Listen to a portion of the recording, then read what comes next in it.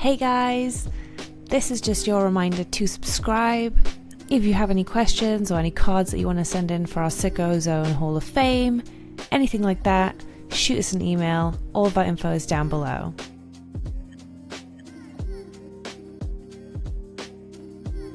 I'm still struggling to hit on. Oh yeah, we do the rolling start. We do a rolling start because what we worked out was if we go 5, 4, 3, 2, 1, go, everyone just freezes. Oh yeah, everyone goes just like stairs. Yeah, so we do a rolling start. And we also make sure that the rolling start starts with us talking about the rolling start. The rolling start. So that yeah. I think that's a nice little cue in.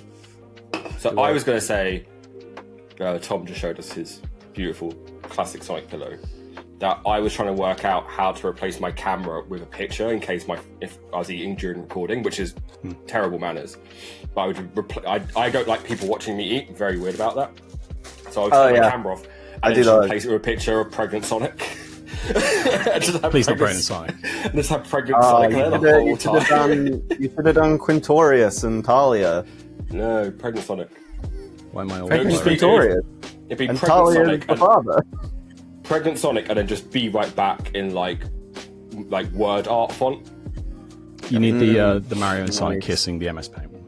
Yeah, that one's great. Okay. Am I still blurry or am I okay? I cannot hit them for shit. There we go. You're a bit blurry. I'm a bit blurry. I think it's whenever you try to wear white, It is when I wear a light shirt, isn't it? It's your camera doesn't know. Your camera doesn't know what to do. It's also it'll be auto white balancing. It'll just be like, what the fuck is that? Yeah, I can disable that, but I need to find the. What is this pale cryptid trying to do recording a podcast? Like, Is that a ghoul? It doesn't help with the hair as well. It's like a whole lot of. Can I hang on? Don't that actually do the start yet, or talk about other things? Yeah, it's fine. You look like Morph. Just like one colour the whole way through. Injured cold. Oh, I don't know. Whatever, we'll go with it. Yeah, at least with the headphones I can hear you. But I also might get like jump scared by Adam at some point because he's a little hotter. Am I loud? You're not loud. No. You're just louder. Louder, sorry. Chowder.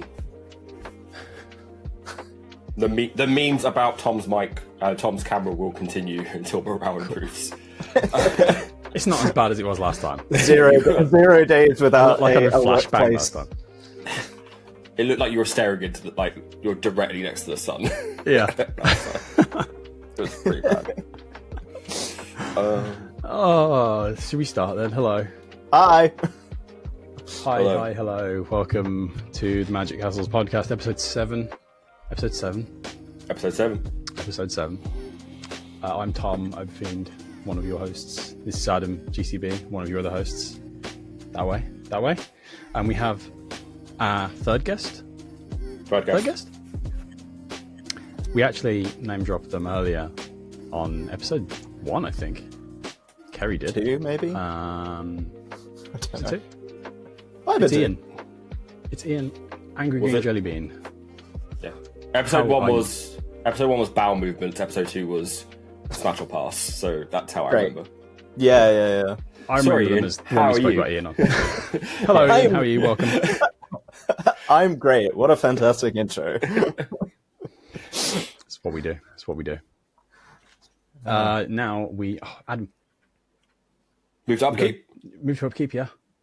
I've never done that before. You've never done the Upkeep segue. Oh. It's like a deer in headlights. God.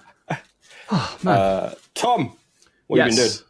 I've not been playing a lot of Magic.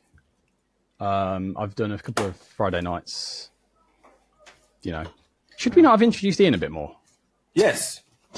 Just like, it's Ian. But you told me to move to Upkeep. So I felt like we should have. Ian. You passed priority over to me. That's true. So in response, that's on you. Tell us what you do and where they can find you, where you are. I make videos on YouTube, and normally I pick slightly niche-y Magic topics and talk in excruciating detail about them. It's really just an act of self-flagellation for the entertainment of my viewers. And yeah, so you can find me on YouTube as Angry Green Jellybean or at Angry Green MTG on YouTube and Twitter, where I do my best to avoid discourse. Doesn't always work. We try that, but then what we end up doing is we make fun of the instance of discourse happening, and then somehow fall into the discourse. Yeah. You think you're rising above it, but actually you're just you're feeding the cycle. Yeah. We're like, ha ha ha, you're really silly. But actually what an idiot. Yeah. Who would have an opinion on this? Actually, I have thoughts, and I'm going to say them. This is my podcast, this is my time. Yeah. Yeah. The good thing about podcasts, unlike being a Twitter influencer or whatever, is that I can say whatever I want and you can't argue back because I ain't checking the comments. Yeah. It's great. Very good. Also, the discourse is good for the clicks, remember? So that's the main thing. Yeah. Okay. Yeah. So let's talk about this. We did an experiment with the last episode with Adam the Gathering, who brought the new number 2 entry into the Sicko Zone Hall of Fame, which was, I've already forgotten the name because I'm terrible. But basically, he bought that, and the card's a massive pile of dog.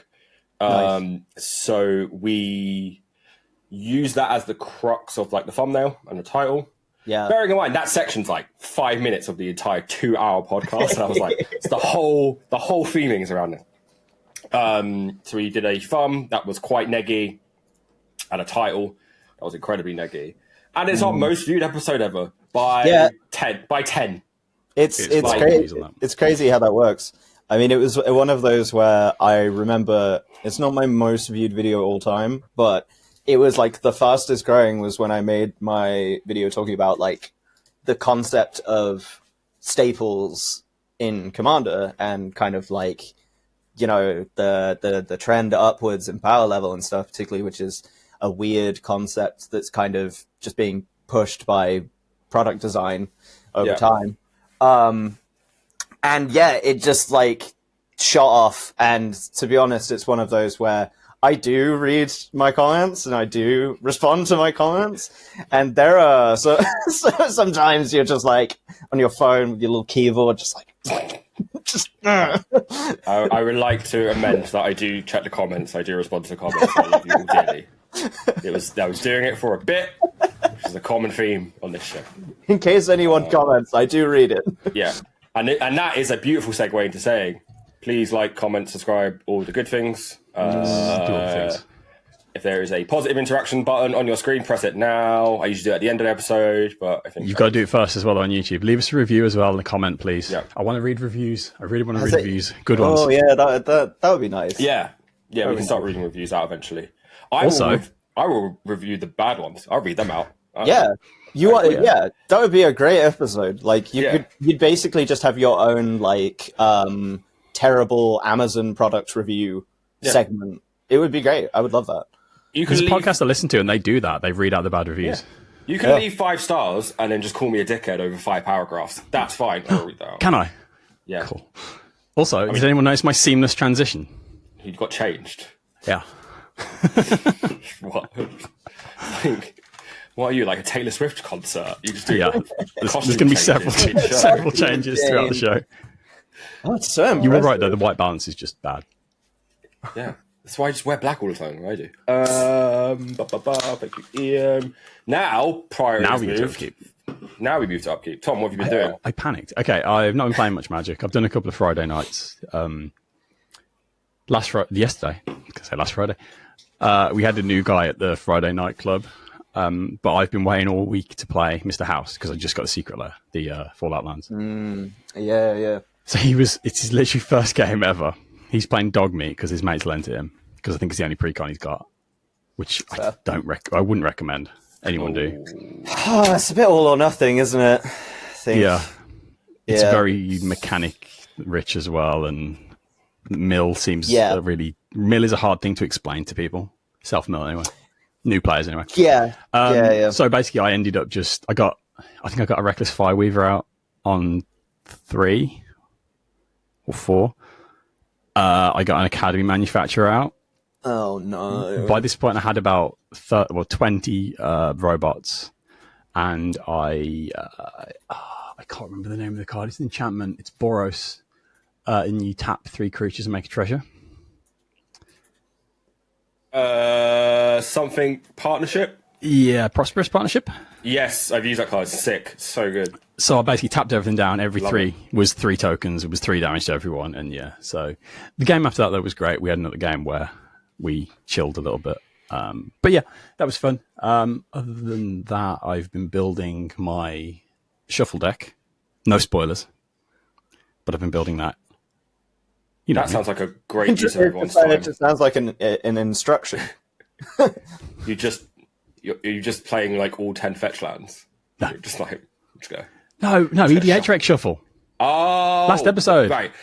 You didn't clarify. I know. I was trying to shorten it, My but head straight goes to you're just shuffling away whilst everyone's like, "What is he doing?" no. My Strefan deck from last What's episode. the cards? Is it Panglacial Worm, the one that you can play while you're shuffling your deck? While you're searching, yeah. If you Yeah, find it while you're searching specifically, yeah. But no, it's not a shuffle deck. It's the Okay. EDH Rec Shuffle deck from last Okay, episode. My Strefan deck. Yeah. So yeah, I'm very excited for that. I've not built it the way you think I'm going to build it. It's going to be very fun. But I don't want to spoil It it. was literally so me, Tom, and Adam have a Discord chat, and we're talking about like what we're building. And Adam's just like, I just picked whatever I found and put it in the book. And Tom is just having this like stream of conscious thought. It's just like, it's so funny. He's like, I'm going to do this. No, actually, that's shit. Actually, I'm going to do this. Oh, who does that? Oh, I guess I'll just do vampires. I just kept finding. Yeah, I've gone back on that now. It's not vampires. I kept finding cards, and I was like, shit, okay. So it's not the Strefan you think it is, but Okay.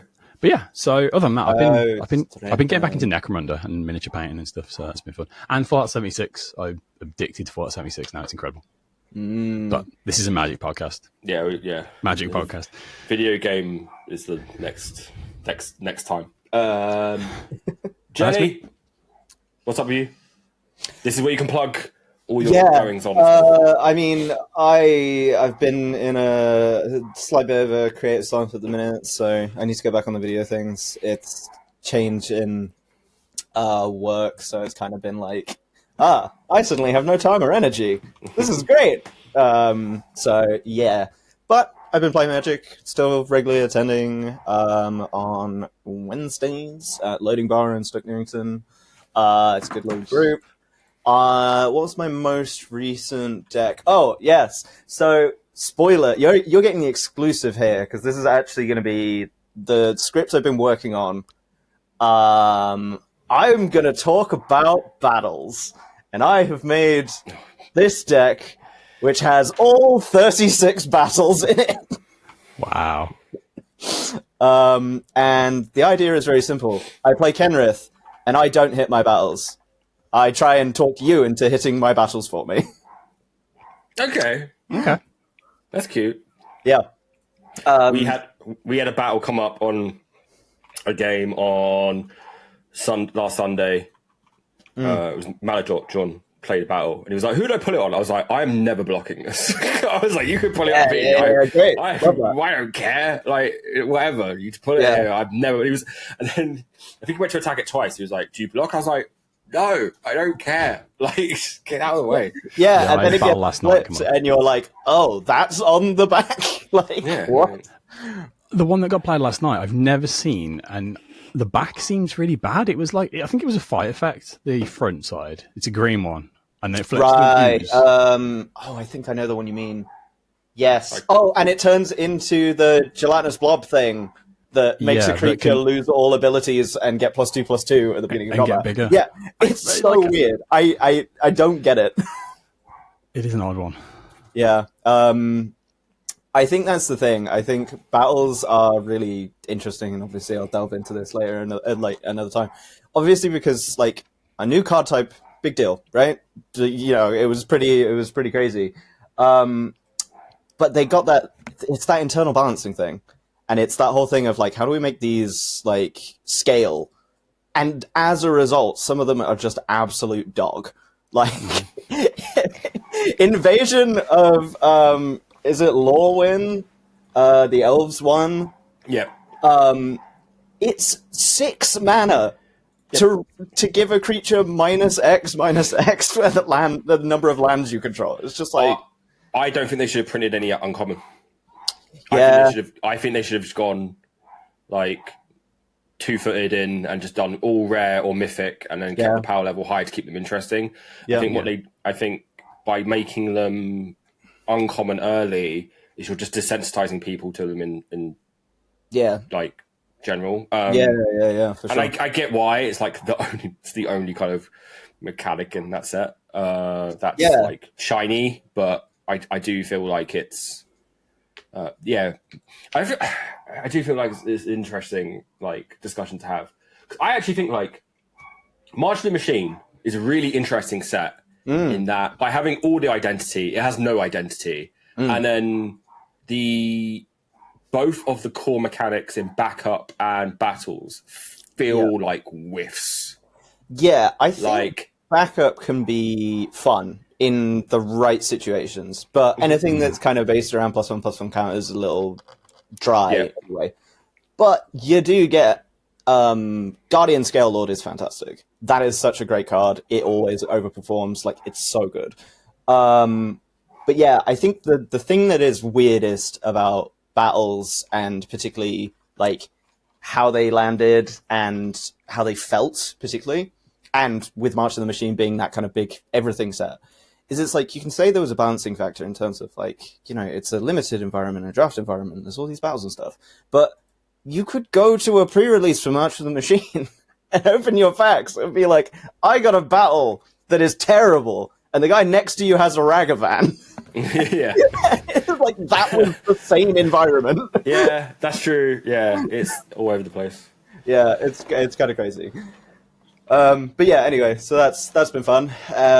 And then I made I've been playing Hades 2. I got that. Oh yeah. Took the plunge. Still can't believe you beat it before me. Easy. I like So close. I mean, it was always going to happen. I'm sorry, Tom. You are talking to the person who has a sub 10-minute run in Hades 1. Yeah, I know. But I thought I had a good head start on you, and still here we are. Yeah, I left it for like 2 weeks because I was just like, I need to not buy this, otherwise it will consume my life. And it's done that pretty effectively. But yeah, so that's been really fun. Anyway. Cool. Thank you. And what have you been up to, Adam? Yeah, Adam. I somehow guested in 3 streams in 1 week, which effectively kills my not playing Magic the Gathering dry spell. Did you play 3 decks you've not played, or though? I played 4 decks I have not played. Yeah. Wow. Working through the backlog, I see. Yeah, so that's a pretty hefty chunk in the backlog. So on Monday, I was on a Neil Chrono stream. I played Campbell.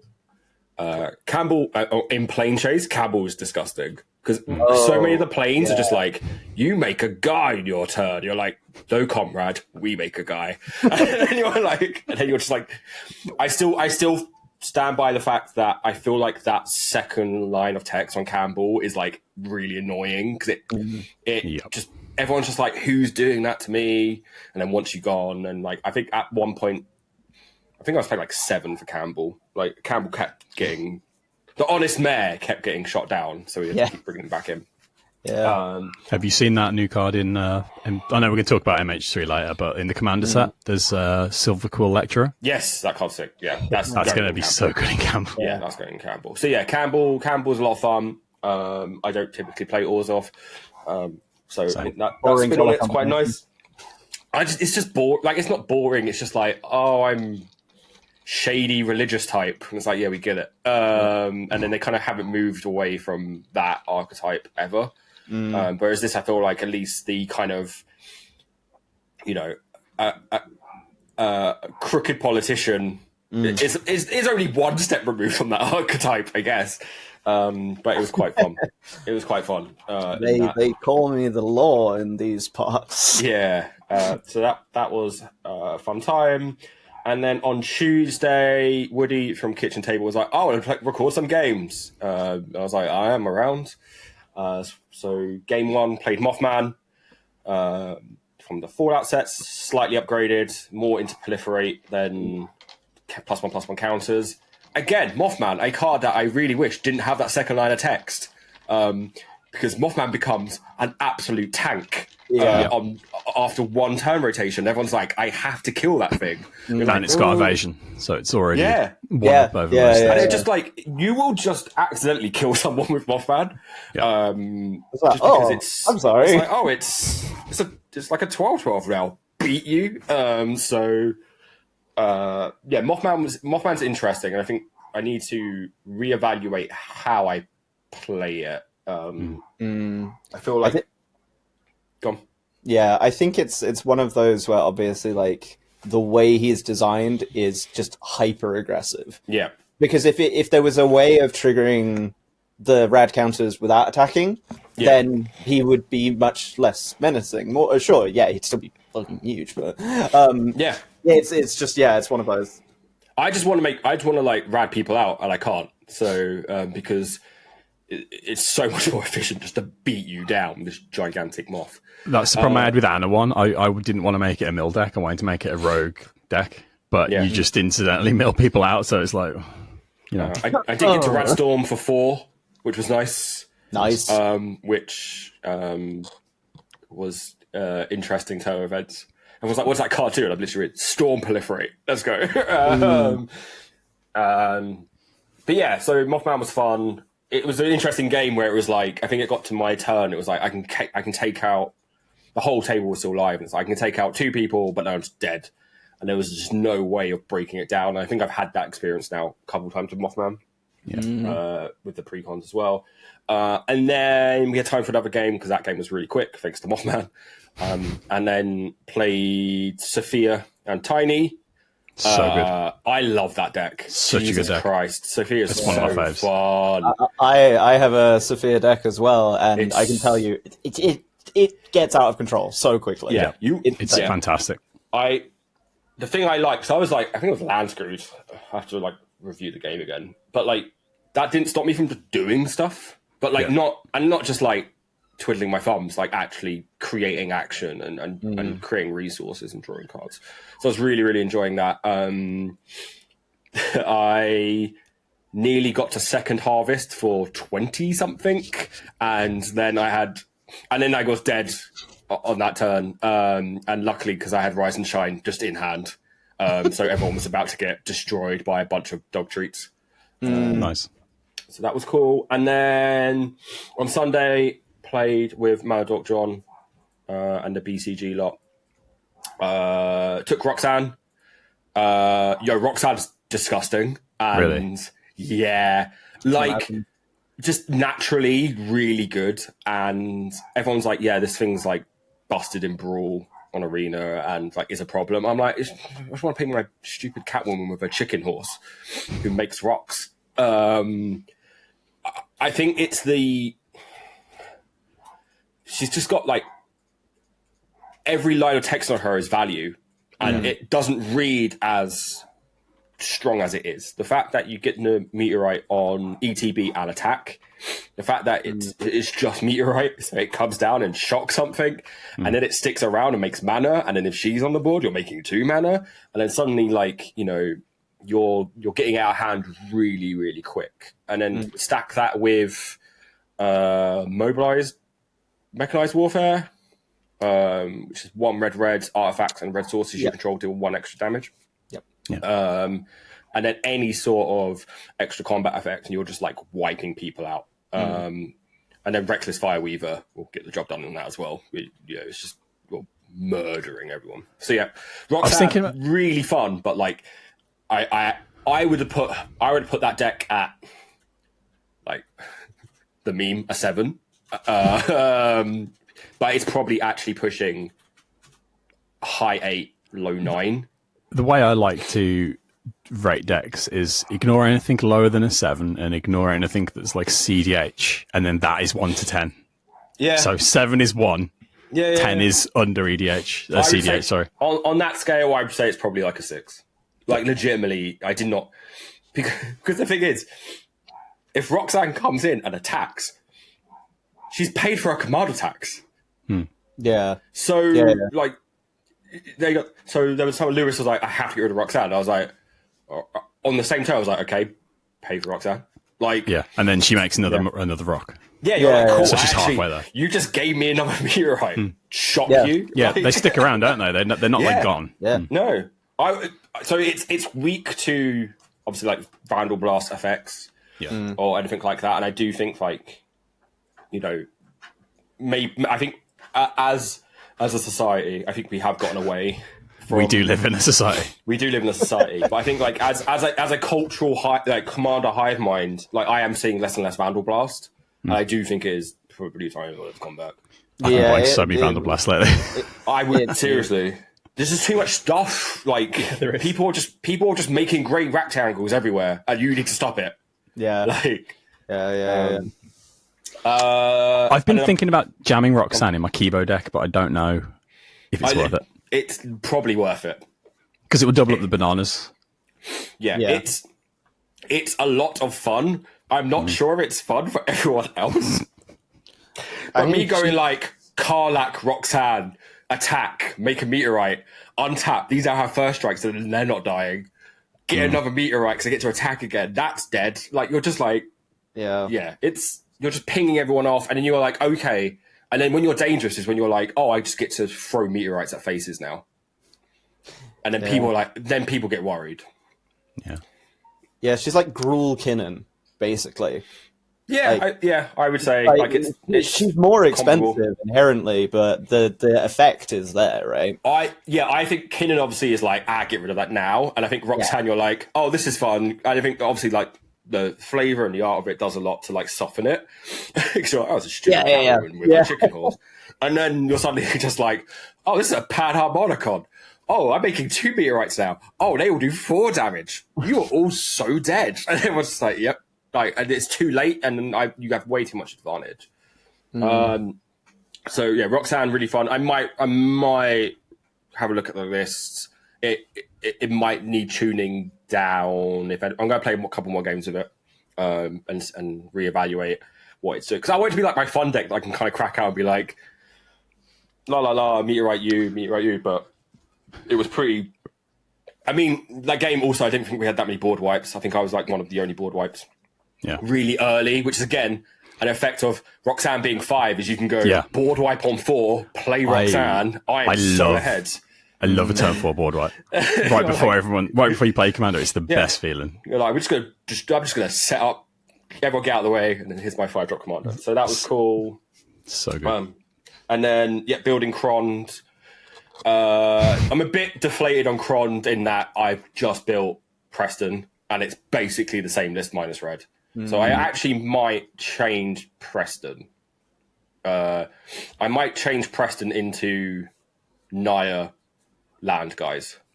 But that's implying that you're keeping Krond after Amsterdam. Yeah, that's also true. Krond was Adam's EDH shuffle. So bad. I had Mole God, and I was like, I probably shouldn't play Mole God as like my random come play a game with me deck.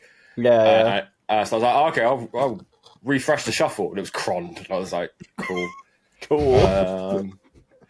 Krond is well strong though. In the right deck. So yeah, building Krond. So that's fun. And then we're doing card admin. And then I came across a pair in my card admin, which I'm really, really excited to build, which I probably shouldn't be doing. Do not need to build more decks, but I am building Brakos Party Leader, paired with Haunted One. Cool. So mono black party. So Brakos reads legendary creature orc 2/4. He's also a cleric, rogue, warrior, and wizard, so he fits one of your party. Whenever it attacks, defending player loses X life, and you create X treasure tokens, where X is the number of creatures in your party. has choose a background. And then Haunted one is 2 and a black for a legendary enchantment background, which reads, commander creatures you have. Whenever this creature becomes tapped, it and other creatures that control and share a creature type with it each get +2 and gain Undying until end. So you're buffing the whole party. That's seems fun.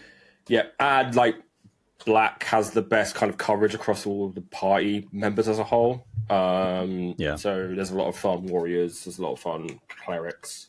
Wizard is probably the toughest, but it's doable. I'm trying to avoid shapeshifters. I was going to say you could fill it out and changelings. Yeah, I'm trying to avoid changeling because I think it's boring, isn't it? Coward's way up. Yeah. Whereas I kind of want it to be like natural, and then having like the ETB effects and having sack outlets with the Undying means you just recur like a lot of good value. Did you know Fleshback Marauder is a warrior and Demon's Disciple is a cleric? That one makes sense. Actually, a Marauder is a type of warrior. Yeah, and the Mardu Butcher Man is also a warrior as well. The Mardu Butcher Man. Merciless Executioner? I don't know why I said Butcher. I think it's because he's got a big axe. Got a big cleaver. Got meat.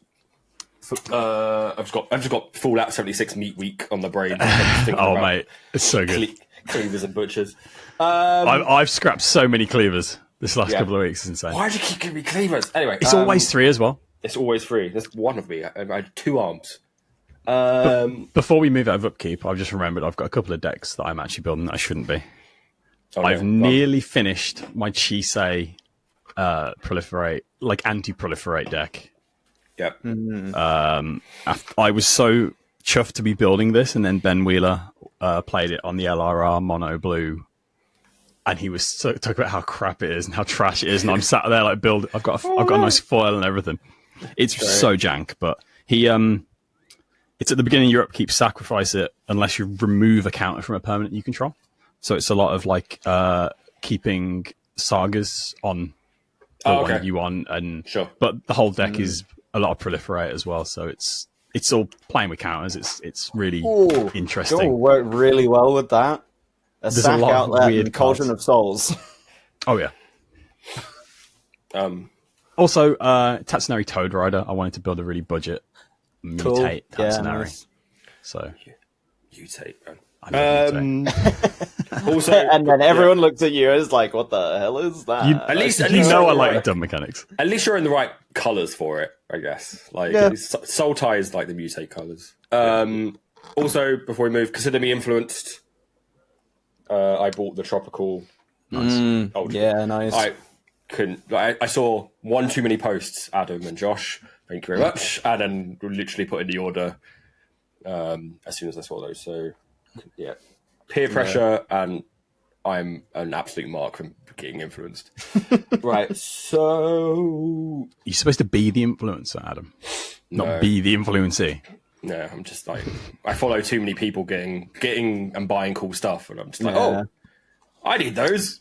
And then they sit on my shelf for 1.5 years, not doing anything, not a card inside them.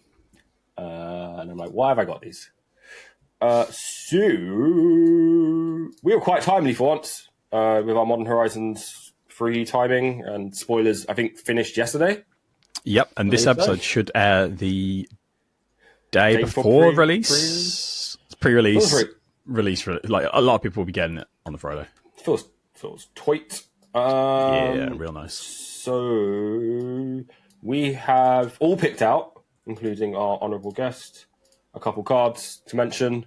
I will share my screen. Sorry, audio listeners. We will do our best. We will read out the stuff. Boom. Cool. I'm zoomed in, pre-zoomed in. What a pro. Great. Love that. It's almost like we're on episode 7. It's almost as if I'm learning, which is dangerous for me. So, Tom, you've got the first couple cards. So continuing on from talking about me liking dumb mechanics, I love energy. Guide of Souls is 1 mana, human cleric, 1/2. Whenever another creature enters the battlefield under your control, you gain 1 life and get an energy. whenever you attack, you may pay 3 energy. When you do, put 2 +1/+1 counters and a flying counter on target attacking creature. It becomes an angel in addition to its other types. I love this. It goes good in any energy deck. I think it could go in non-energy decks as well. The fact that you can, it's when a creature, any other creature ETBs. It's Soul Sister, but with energy, basically. What's the flavor energy wise? He's getting the energy out of the sky, I guess. I don't know. Isn't on which plane is it? Kaladesh. Don't they get the energy from the atmosphere or in the air or something? I'm bad with lore. Is this Kaladesh or is it? I don't know. They love energy. That does not look like Kaladesh. I clocked this as Kaldheim. Yeah, that does. Well, he's getting it from Mystic Ancestors. I don't know. Okay. I guess they're expanding the thematic implications of energy, right? It's spiritual energy. Yeah. They're getting a bit more esoteric with it. There you go. Stop putting energy on my cool planes. Leave my cool planes alone. I mean, it's a weird one because like the symbol just reads to me as like technology, right? Yeah, yeah, it's like electricity, isn't it? Yeah. So yeah, we'll see. This is like when your dad like finds like a pack of cigarettes in your bedroom when you're a kid. Like, what are you doing with that? Get those out! What's my energy doing with my Kaldheim cards? Get off! But yeah, any kind of like white token deck, this is going to be great in. I've got a Kadira budget deck. This goes great in it because it can make her evasive. It's not hard to get 3 counters from 3 creatures entering, and you're buffing. Annoyingly, this is decent in Campbell. What isn't decent in Campbell? Yeah, it is. It reads the words whenever another creature enters. It's decent in Campbell. Although I don't think you don't really attack much in Campbell. It's more of a aristocrat sit back and ping people. You're playing Campbell. I guess you can. Yeah, I just know, mate. Honestly, when I played it on Chrono's stream, I felt so bad I wasn't attacking. I was like, I'd be such a dick if I swung there. I was hitting everyone. I don't care. Anyway, that's my first one, Guided Souls. I think it's cool. Soul Sisters, but with a little bit more value. So, M recalls Messenger. I know it's an Eldrazi. I hate Eldrazi too, Adam, I know. Anyway, it's 1 in the blue. You've got Energy and Eldrazi. We are you are just trying to start a fight today. 1 in the blue, 2/1. Eldrazi Fairy Rogue. Good types. Devoid, so it has no personality. Like TM, Adam, T's GCB. It's got flying. Whenever you draw your second card each turn, create a 0/1 colorless Eldrazi spawn creature token. When sacrifice this creature, add 1 colorless. I like decks where you draw more than 1 card a turn. I like tokens, and I like getting mana. So I just think that's great. This is annoyingly good for my Marnius Calgar stacks deck. I've got to jam this in my min deck because that's all about set 2 cards a turn. Plus tokens, extra mana, blockers, it's great. I wouldn't play this in my Una Fairy Rogue type. Is it because it's an Eldrazi? Yeah. And it's devoid and has no personality. It has no personality.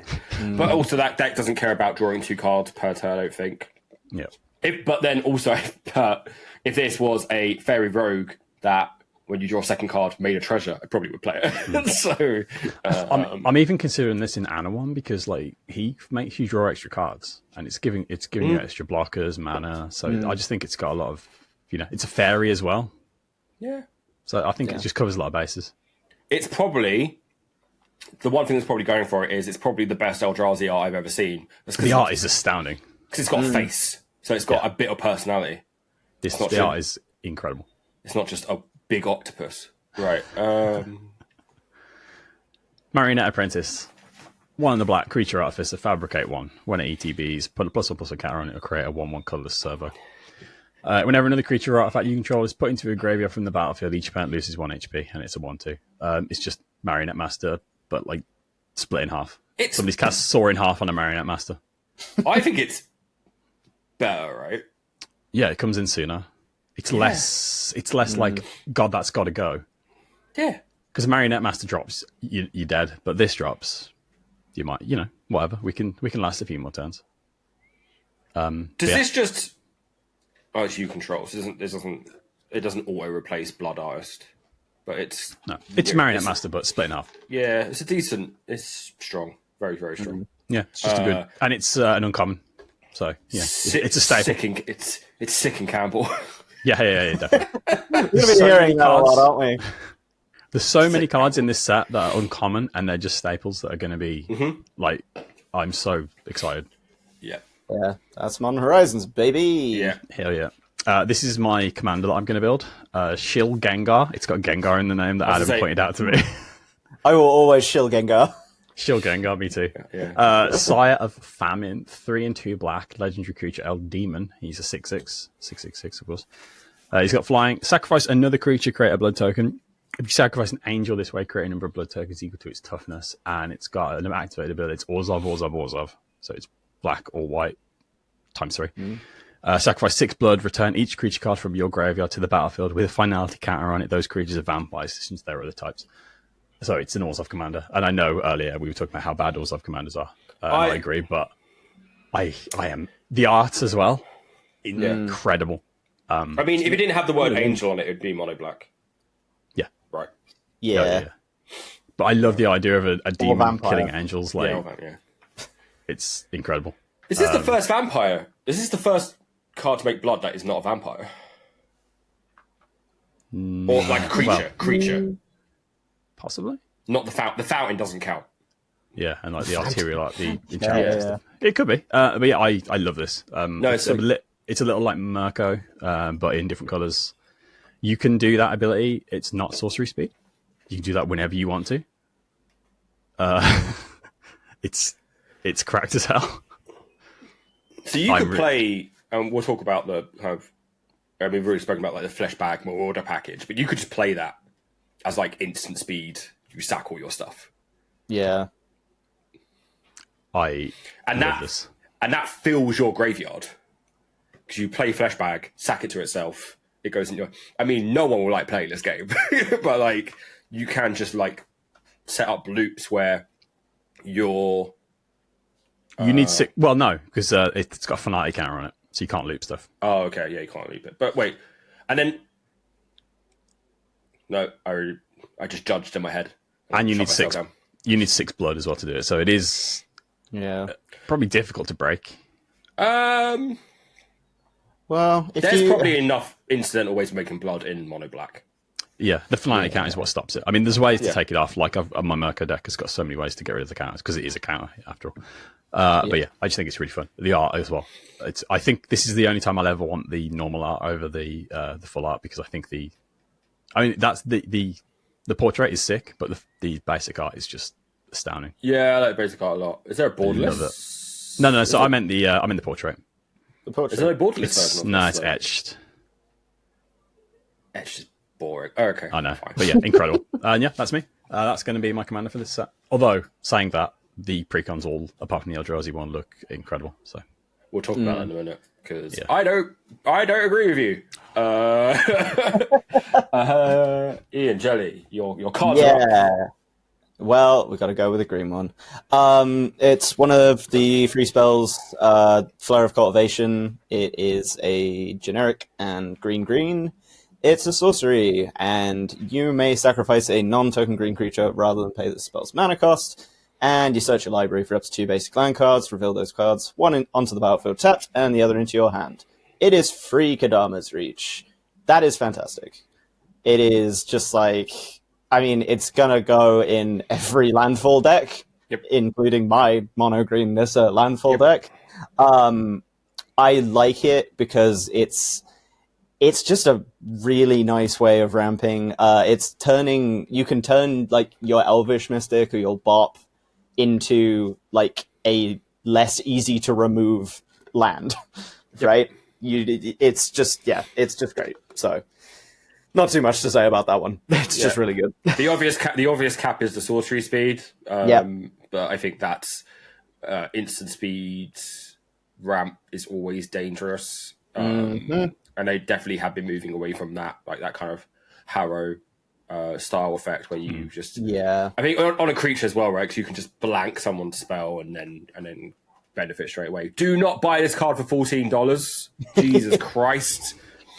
Well, wait, just wait, please. It has a retro frame, I think, though, which is pretty Whoa, I've not seen that full art.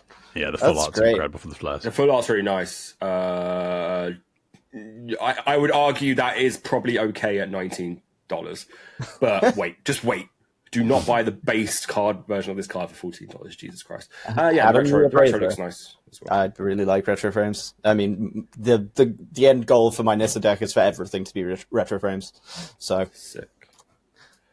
And then... Yeah, cool. Next up, we've got one of the new Flipperwalkers. It's Tamiyo, Inquisitive Student. She is, on her front face, a legendary creature, Moonfolk Wizard. She has flying. She is a 0/3. When she attacks, you investigate, so you make a clue token. And when you draw your third card in a turn, you exile her and return her to the battlefield transformed. She comes in with 2 loyalty counters. She is, funnily enough, a legendary planeswalker, Tamiyo. For her +2, until your next turn, whenever a creature attacks you or a planeswalker you control, it gets -1/-0 until end of turn. For her second ability is -3. Return target instant or sorcery card from your graveyard to your hand. If it's a green card, add 1 mana of any color. And her ultimate at -7 is draw cards equal to half the number of cards in your library, rounded up. You get an emblem with you have no maximum hand size. You are never old Ignis. Ever. I will find a way. These are this is a Simic card, right? Yes. Simic. Yes. Yeah. I did watch that because I quite like the Sorin as well. You can tell typically from the rear face there is the little circle and it has green and blue in it. Yeah, but I mean, if this is your commander, it's Simic deck. If that's your commander, it's Simic. Yeah. It has the color identity of both faces, and we have a lovely full art there on show. Full art's nice. Do not pre-order this for $32. Jesus Christ. This is not worth $32. Like, I think. It's pretty cool, though. It's cool, but it's not $32 cool. No, fair. I love Tamiyo. It's great to actually see her get a card after she just got, like, quietly shoved out of the picture after all V1. It's just like, we're just going to act like she doesn't exist anymore. I can't remember if it was a webcomic I saw, which was like the end of March of the Machine, where all the walkers who were completed get turned back, and everyone's like, and everything went back to normal, and then there's just Tamiyo's rat son in the background, like crying. It's like, apart from the clue as well was nice. Like, mouse over the clue. It's her. That's great. I really like this. Flipwalkers are cool. They're not something I've actually got to play with in my time, so I will be interested to get my hands on a couple. The front face is really nice. 1 mana, get her out real quick. She's flying. She has an attack trigger, but she doesn't actually have to hit for anything. So one thing I really like about this, and it kind of actually comes back to what you were saying about like Mothman and stuff. There's a problem at the minute with commanders having these big honky effects on them and also being super aggressive. So all you end up doing is trying to protect your commander all game. It's my problem with Abeka. So obviously I had an Upkeep deck before she got revealed, and then when she got revealed, I was like, that is a problem, because you have to punch people in the face with her to get those Upkeeps. Anyway, drawing cards is cool. She does that. She has a lot of drawing cards. You get your clue token as well. So again, another nice card for anything that cares about artifacts or tokens. Judge. If I put this in Sophia and I put a +1/+1 counter on it, and then it flips. Yes. The +1/+1 counter stays on it, right? No, because she is exiled and returns rather than transform. Okay. Yeah, she doesn't transform. Yeah, she bounces. Okay, so actually she might not be that good in Sophia. Okay. Then you put the stupid Halo sword on her from Streets of New Capenna. That would be bash funny. people's heads in. Did you transform her again? I think she could be okay in Sophia. Actually, thinking about it, like Yeah, I think she could be reasonable. It's some value, and then it's a bit of defense, and then defense on the back end, which is quite nice. Get some sorcery. You could, what's that spell you said you had that turns Rise and Shine? You can Rise and Shine again. Yeah. I just like her. She's like got some nice defensive options as well, similar to what's the other Tameo? It's not. Is it Moon Sage? The one that has an ability similar to that? Let's find out. Adam, have you learnt nothing? No. I'm the world's worst Scryfall searcher. Moon Sage. Moon Sage, yeah, that's the one. Oh no, it's not that one I'm thinking of. Collector of Tales? Or Field Researcher? I mean, Jace has a similar ability on it. Yeah, Jace. That's probably what I'm thinking of. Yeah. I'm not searching Jace. No. That's, you're fine. It's target creature gets -1. Yeah. So everything. Yeah, I like a little bit of the defensive abilities. I like drawing some cards, so I think Tameo is really fun, and I think all the Flipwalkers are going to be fun. I feel like there is a massive underappreciation in Commander games for like the slightest deterrent to attack someone, because what people will naturally take the path of least resistance. So if you're like, your stuff's going to be smaller and your blocks are going to be weird, just like, okay, I'll just attack that guy then. So having even just like the smallest defensive ability after you pretty much got value off it, I think is going to pay off. And it's +2, which is real good. Quick sidebar. I opened back in new Neon Dynasty days. I opened this. It was at that point selling for $200. Wow! And I didn't get to sell it. It is now worth $4. Great, I love that. So it is rotting in a folder because I can't play this. No. I love the idea of just like someone new to Magic opening like a Phyrexian text version of something and just being like, "This is garbage. I can't even read it." I can barely read the English cards, let alone the Phyrexian ones. So it's also hilarious when it's just like when you've got, because I had a Phyrexian Jace, the Perfected Mind, and I was playing it in a deck for a little while, and it was just the funniest thing of just like having it in my hand and thinking about whether I wanted to cast it and just being like, hold on, everyone, I need to Google something quickly. Yeah, I've got one and I don't know what it does. I look through it when I'm building decks and I'm like, maybe? No, I can't be bothered looking at it. You got Jace, which is at least useful. I got this dumb piece of shit. Yeah. Screw that guy. Everyone's favourite dumbass, Luca. So yeah, that's again rotting in a folder. I feel like Phyrexian language cards that are not on Praetors are like cool in theory, but effectively are useless. Yeah. Oh yeah. Well, I got a Phyrexian altar. No, I've got a Phyrexian arena. Sorry. Yeah, I got a Phyrexian arena. Yeah. Oh yeah, the bundle promo, the Phyrexian. Well, I run the Phyrexian arena because Phyrexian arena is a super simple card. Like you just don't. Once you know what it does, you don't forget what it does. So that one's fine. Planeswalkers, however, are just like no. It's just a nightmare. Yeah. Moving on to our next cards. We have Shadow of the Second Sun. It is 4 generic and 2 blue for a enchantment aura.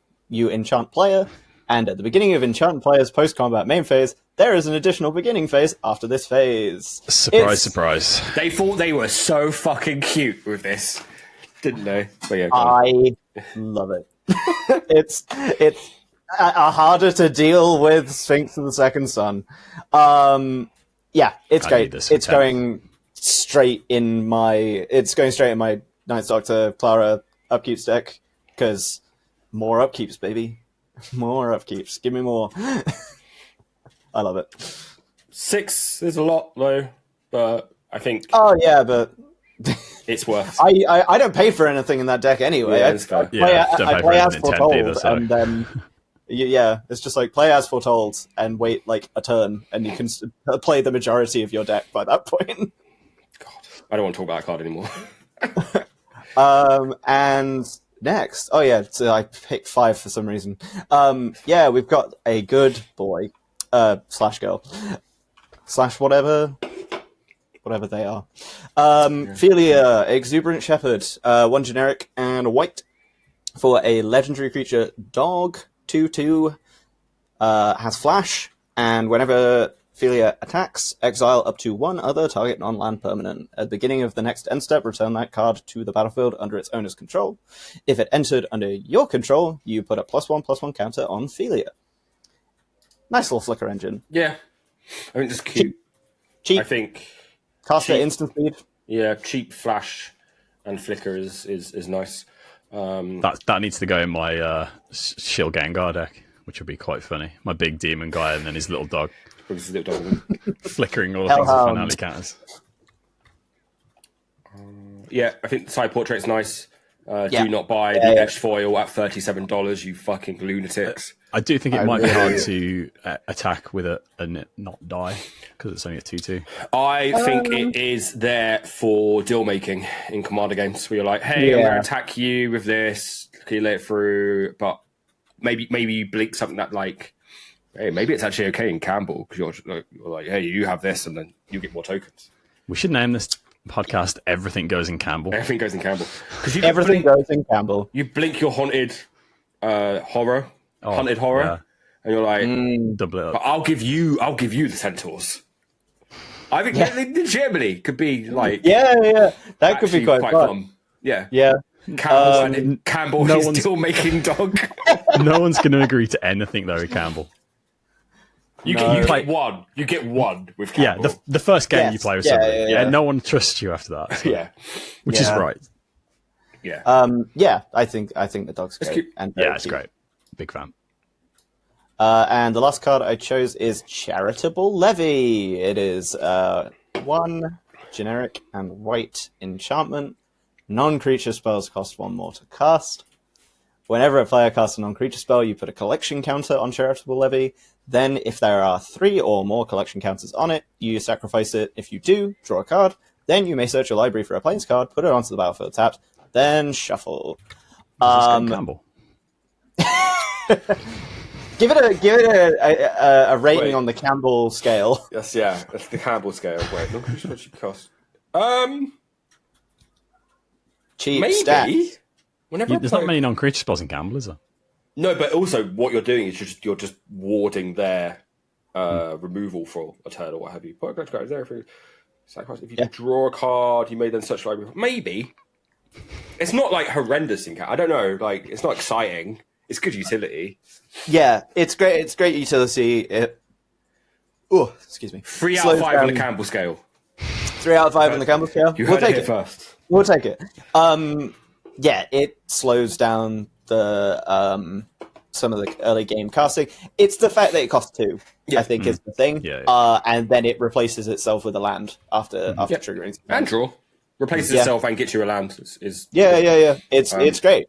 I think it's one of those where I think it's a little more agreeable.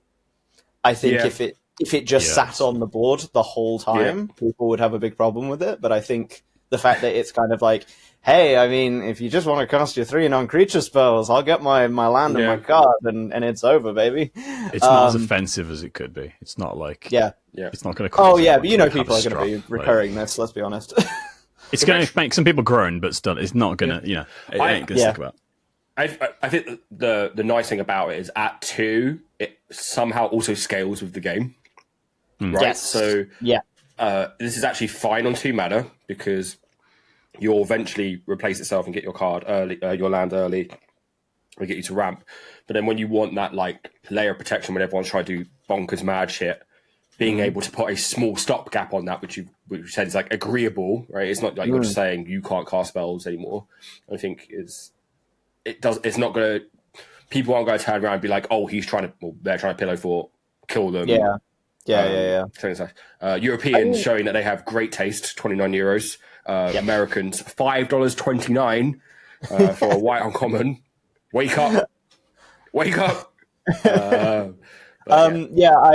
do like this. I think that it's nice to see mono white ramp with extra utility.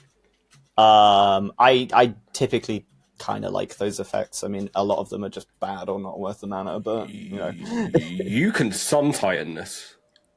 You can Sun Titan this. This is what I was saying. It's going to get recurred. Yeah, easy. Saheeli's Reclamation, Sun Titan. Yeah, okay. That Yeah, probably puts it up quite a bit. It being 2 mana is it does a lot for it. Yeah. I thought I'd looked at all the MH3 cards, and I've never seen this in my life, so here we go. It was spoiled quite late, I think, but yeah. Yeah, I only saw it like on maybe yesterday, so That's fair.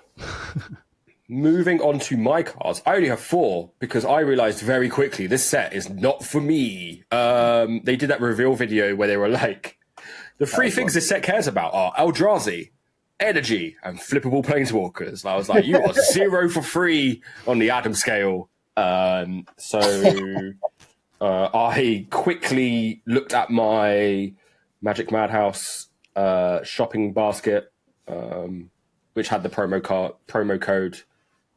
What is the promo code, Tom? Quick. Verfine 5. Yeah. Even though I can't use it on pre-orders, still put it in there. Nice. And then took out my play booster box because I was like, I'm just going to be opening Eldrazi all day and getting mad. So I think this is actually this will be a bundles. The two commander decks that are not energy or Eldrazi. And probably picking up some singles for me. Even though I like Rampant Frogantula, I will not be paying $20 for it. I love this card. That effect is amazing. Oh yeah, this card's cracked, so I love it. Yeah, so Rampant Frogantula is 2 and a green for a creature frog, has trample, gets to +10/+10 for each player who has lost the game, which is a fantastic piece of rules text.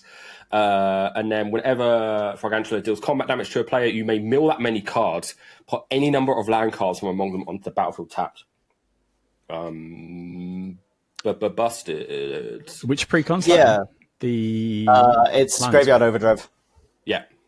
No, it's not. It's the other one. It's the land one. It's tricky terrain. Yeah. You're right. Sorry. That should be in. It should be in. The Graveyard Overdrive. It should be in the mill deck. Yeah. But in the self mill deck. So yeah, I think this is naturally. This is like one of those cards where I feel like the first bunch of text is really like burying the headline of the card. Like the +10/+10 for each player who's lost escape is cute. It allows it to scale incredibly well, obviously. But it hitting someone for free or X, and then you milling that many cards as quickly as like turn 2, and then being able to like put all those lands onto the battlefield tapped is incredible. So this is pretty bonkers. This is great for Wing Grace. We have a Wing Grace scale as well. This is great for Wing Grace. Can you imagine this the late game when it's a 23-23 though? Just murdering people. Well, this is the thing. This is what I really like about this, and it's it's not even a question of it scaling. I think it's playing into it. Recognizes a problem in Commander, which is if you knock someone out in a casual game, they might have to wait an hour for the game to be over. So effects like this that speed up the ending of the game in general are just so worthwhile, and I have a lot of time for it. I don't think we'd be having this conversation if it didn't have natural trample. I think that obviously makes it go the way. Because this just gets blocked for days otherwise. Because you effectively, in the right deck, drawing free of combat is scary. So I'm a big fan of this. We'll probably be playing it in more decks than Wing Grace. But wait, does Vola have any frogs in it? 2 of these. is disgusting. I have to check the Volo to see if there's frogs in it. Yeah, that's really funny. You can tell this set has nothing for me because I put a common 2-drop zombie in it in my top cards. A cursed Marauder, 1 and a black for a zombie warrior. When this enters the battlefield, each player sacrifices a non-token creature. It's Flashback Marauder + It's better. Yeah, it's just better play crafter, flashback marauder. That package. Yeah. It's Wizards were like, what stops those cards being auto includes on a lot of decks? Oh, people just sack tokens. Well, not anymore. So I think and zombie warrior are very relevant creature types. So I think like people are actually probably going to see this quite a lot. I can imagine this being pretty impactful in limited, particularly. Oh, yeah. I think you'll see this a lot at pre-release. Yeah. Also, sack gets around ward. So if people are playing one big dumb warded commander, this guy is going to come and wreck their shit, which is quite fun. Around everything, don't you? Shroud. Yeah. A lot. Yeah. So Sovereign Okaneka Hell players, I'm looking at you. Not super exciting, but I think the fact that it's a common makes it exciting because there's going to be so many of these. It's just like I said earlier, there's so many staples. It's great. So I think this is fun. Well, that's it. Yeah, that's the fun thing about a Horizon set, right? It's just like, hey, you know that design you like? Better. Yeah. And more available. You made it cheaper and like somehow more impactful. And in America, $2. Do not pay $2 for this card. Jesus fucking Christ. Europeans, again, paving the way, €17. Even then, 17 cents. €17? Do not pay €17 for this card. 17 cents is still... Well, my buddy Steve told me it was a good deal. So good. Very good. Retro frame as well, looks very nice. Retro yeah, I love retro frame is... the kind of bubbly nature of it. Yeah. Here, who saw this one going? I was like, it's a green mana dork that wants you to play big dumb things. This is an Adam card. Fanatic of Ronus is 1 and a green for a 1/4 Snake Druid. Taps to add 1 green mana. Has Ferocious. Taps adds 4 green mana. Activate only if you control a creature of power 4 or greater. And also has Eternalize, 2 green. For those who were not around for the Armancate days, Eternalize means exile this card from your graveyard. Create a token that's a copy of it, except it's a +4/+4 black zombie snake druid with no mana cost. Eternalize only as a sorcery. Rhino deck. Jiro's Rhino says hi. Actually, does Kibo need this? Probably not. Being able to populate the zombie token is nice. Early doors as well. A 2-drop 1/4 is nothing to sniff at. No one's attacking you. So I think this is just like, again, this is not fancy in any way, shape, or form, but like it's going to go in a lot of decks. Do not pre-order this card for $38 or $15 for the normal version. $38 for borderless. You're out of your mind. European. We should rebrand this to MTG Stocks. Yeah. I have a question. So yeah, really, really fun. I have a question about this card. Yeah. Would it weird you out if I had a golden staff with just like a little rendering of my head at the end of it? Not at all. I'd love it. Not at all. Can you go grab it? Have you got one? Is this a teaser? But if you were standing in a garden with like a stairway with like posts of your face, and then a gigantic stone version of your face behind you, and you were wearing a T-shirt with your face on it. And lots of smaller versions of you crawling downstairs. Not him. It's the giant snake that they all worship, but it's still pretty weird, right? I feel like we're like it doesn't read as strange at first glance because you're just like, it's a staff with a snake at the end of it. That's a thing that I've seen in human world. Is this the most snakes on one Magic card? It's definitely up there, and Ophiomancer is being reprinted in this set. So yeah, this again, not fancy but cool. There's a Snakes on a Plane joke there somewhere. Yeah, I've had it. Yeah, sure. Good card. Yeah, great. Good cultural reference. That movie I never watched. I'm always trying to do Snakes on a Plane. That's all you get of that one. Just making partial references to things. My final card is Dreamtide Whale. Is 2 and a blue for a creature whale with Vanishing 2. This creature enters the battlefield with 2 time counters on it. At the beginning of your upkeep, remove a time counter from it. When the last is removed, sacrifice it. Love it. And then This is getting cheesy. And then whenever a player casts their second spell each turn, proliferate. It's also a 7/5. It's huge. Yeah, speaking of cards that are going to be a menace in limited, like... Yeah, this is a menace. This is anything mono blue, or anything that has blue in it, obviously. Experience counters, toxic counters. Yeah. Skeleton ship. Let's go. -1 counters. Yeah, -1 counter. Rad counters. This is going Mothman. Would you consider Energy counters? Energy counters? Come on, Adam, say it. Not really. Come on, Bart, say the line. Yeah. So yeah, this I think is sweet. I also think like just going 3 mana. It's crazy. It's crazy. For the next 2 turns, no one wants to play the second spell. Like it's whenever a player. Yeah. So you are literally saying just like stop playing the game, or I get to keep my big whale. But then you get to go. Actually, I think we'll do that another turn, and you play 2 spells afterwards, and then you just keep going round. It's so dumb. It's so dumb. Like it's really outside of obviously like traditional removal. It's really hard for like anyone to kind of get around that effect. I think you just ignore it and you just play as normal and then hope for removal.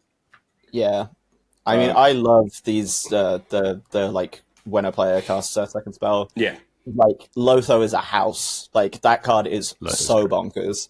You can politic see how with this effective as well. that is. Yeah, no, of course, yeah, it's great. You know, cast a second spell, and I'll give you an extra +1 counter or something like. Yeah. Cast a spell. Do it. You know you want to do it. Do some spell. Otherwise, you're gonna get the whale. Also, like it's not. It's also whenever a player casts their second spell each turn. It's not even during your turn, so you can hold up and be pretty tricksy with it. Yeah, it's just 2 people having like a counterspell stack battle, and you're just like laughing maniacally in the background, just like Yeah, so I think like the stopgap of your opponents playing at instant speeds is really interesting. I think you being able to manipulate it is like super interesting as well. Mm-hmm. So it's gonna be interesting. Slimes card. It's also a 7/5 on turn 3. Yeah, yes, a couple of those. It is going to hit someone, and it's absolutely huge. I cannot wait to go 0-3 in pre-release against this card. You have to have an answer for this. Is it worth $13 though, Adam? It's worth €3.28. Do not €13. Wow, the exchange rate is looking really bad these days. Do not pay $28.50 for a full art though. Jesus Christ, like do better. But yeah, €13 is $13. Sorry, is still quite tough. I do not know what is up with these Skyfall pre-order prices. It's absolutely crazy. So the question is, we've got a list here of every commander, new and old, annoyingly. Being printed in Modern Horizons 3. Are there... We're getting into discourse a little bit here. But oh, God.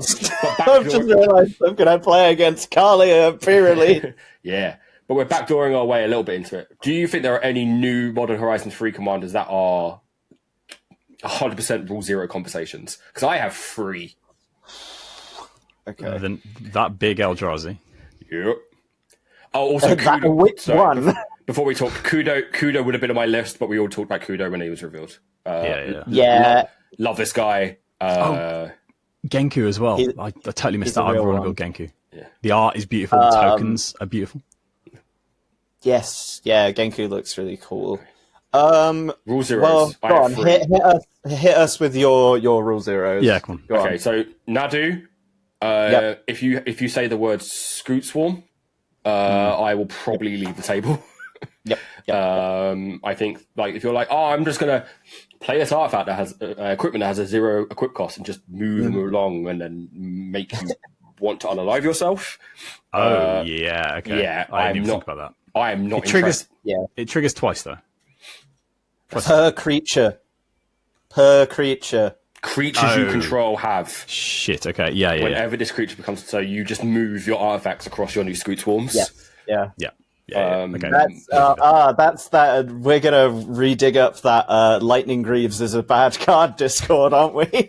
I am not. Yeah, I am not interested in playing against that kind of deck. No, I'm not interested in hearing about people's lists either. If this was because you can just go Nadu on 3, Screech Swarm on 4 with the artifact, and then just start. Like it's way too. Yeah. Because you're going to assume that if it's like Lightning Greaves, for instance, you've played it on turn 2 before you play Nadu. Yeah. So you're set. Yep. So not interested. I will applaud the restraint note of them not putting ward on this thing because you know they wanted to. Yeah. You know they were like, oh, we should put ward on this. And then the other two shouldn't be a surprise in any way, shape, or form. Yeah. If I sit next to you at a Command Fest or MagicCon and you go, I'm going to play Ulamog the Defiler. I will get up. I'm calling the police. I will call the authorities, and I will leave. You should not be associating with anyone called the Defiler. This card just does not read as fun. The only benefit, though, is if somehow I am forced to play a game against my will, I'll be dead very quickly. Hopefully, anyway. Yep. And then the other one, where are you? You Ulalek, Fuse Atrocity, which is annoyingly the face card of the pre-card. I know. Is the whenever you cast Eldrazi, you may pay 2 colorless. If you do, copy all spells you control and copy all activated and triggered abilities you control. You may choose new targets. I hate Eldrazi too, Adam. I don't mind the backup commander in that deck, the Aslas, because it works with the tokens. I think that's a fun take on Eldrazi. I think it's fine because this does not like the stat line is approachable, right? Like I can most decks are able to deal with a 2/2, and it doesn't read. I cast this or cast another thing that is very similar to this, and just steamroll out of the game. Yeah. I think. Experience counters in general, I think with Aslask, obviously, it's a much quicker way of getting them, and it only costs 3, so it's pretty quick anyway. But I think typically, like, experience counters is a much more tame mechanic. Like, it can get out of hand for sure, but I just think that's kind of fine.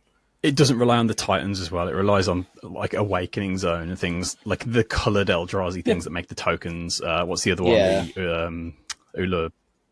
the Priest of Ula, Borg, something like that. I don't know. The guy, when a creature dies, you make a little scion. Yes, it relies on a lot of those, which are kind of never before really been in an Eldrazi deck because they don't synergize with the Titans. So I quite like that, and I think Ulalek is one of those where it's just like, I know, it's 5 costs for a 2/5, but its effect is stupid. Yeah, and it's giving, and also it's like it's the whole thing of like, and Ulamog cried, for there were no more planes to conquer because they gave Eldrazi color, the one thing they did not need. Yeah. Now they just have access to every other stupid freaking card. Eldrazi are this weird thing where it's like no one. Sit back. We've got a rank coming. Yeah, I'm charging up. No, I just feel like Eldrazi are these weird things where, like, the only person at the pod who is happy that someone is playing Eldrazi is the Eldrazi player. Oh, yeah. Like, but then I don't understand why they keep getting pushed as a major theme. Like, because they must have so much, like, player data that says... People love Eldrazi. People love to be the guy. Yeah, people really like Eldrazi for some reason. Somebody posted... Who was it? 75% of the table hates you because of the fact that you're playing a guy that exiles half your library rounded up, and then has sack 2 permanent war, which is incredibly backbreaking, and which means you're just dead. Yeah. Like, it's... And then Annihilator X. Like, it's ridiculous. And the Annihilator X, you can pay 2 colorless to double it with Ulalak. Yeah. And I also feel like we're in this world now where, it's 10 colorless. It doesn't matter. Like, no one ever pays for Eldrazi. Yeah. No one ever pays for Eldrazi. I definitely don't disagree. I really don't see the appeal. The thing I think is kind of the confusion for me is Eldrazi have stupid bonkers abilities, and they cost a lot of mana as a result. That's fine in Modern Horizons. It's a competitive set. Yep. It's meant to bring something new to a 1v1 competitive format. But why are we pushing it in Commander? Oh, all my arguments are for Commander only. Whatever you sickos want to do in competitive 1-on-1, that's up to you. That's fine. I'm not going to yuck no yums. That's all good. But like when pushing that in Commander is just like that. It's not the brand of. It's not the version of the game that I want to play. Yeah. And I think also it's not the version of the game that probably a lot of Eldrazi players want to play when everyone in their pod goes, yeah, cool, I don't want to play against that deck again. Please don't. Yeah. I do think there'll be an amount of self-policing, as there always is with these kind of things. But yeah, I don't know. Like, doubling, and this is also the set where they've got a freaking Eldrazi Harmonicon. Mm-hmm. That whole like double all your weird faceless multi-arm guy do thing, like that is a theme that they are pushing in the set with 2 cards. Yeah, because this is, and I'm guessing they've put it in the pre-con. Let me remind myself. Oh, are you thinking of the Cyclerift one? No. What I'm thinking of is basically the obvious go-to here is it in here? I don't think it's in here.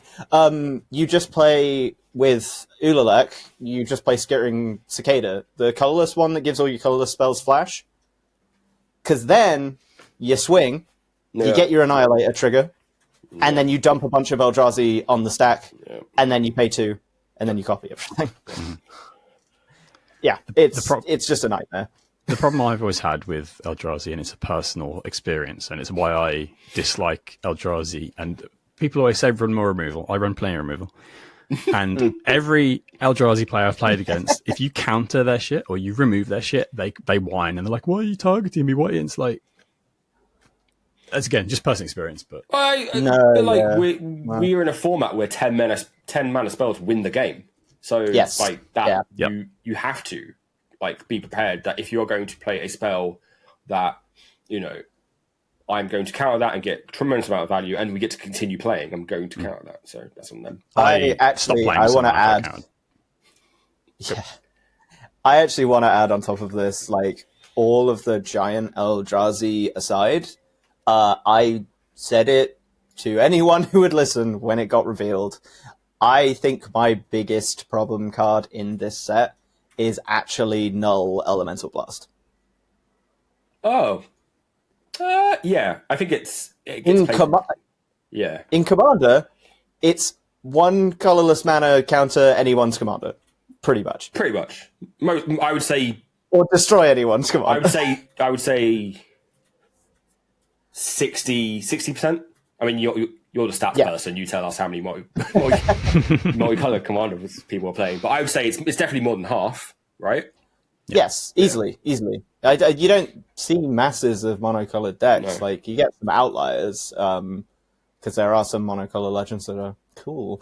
But yeah, I just think it's one of those where that card is just so cheap for what it does. It's so cheap for what it does. It is, but it does need a colorless mana to cast, right? That is the one. It has to be colorless. Yeah, it has to be colorless. So that is the one thing stopping you, which I know it's not. Tell me a commander player who isn't running Reliquary Tower or like.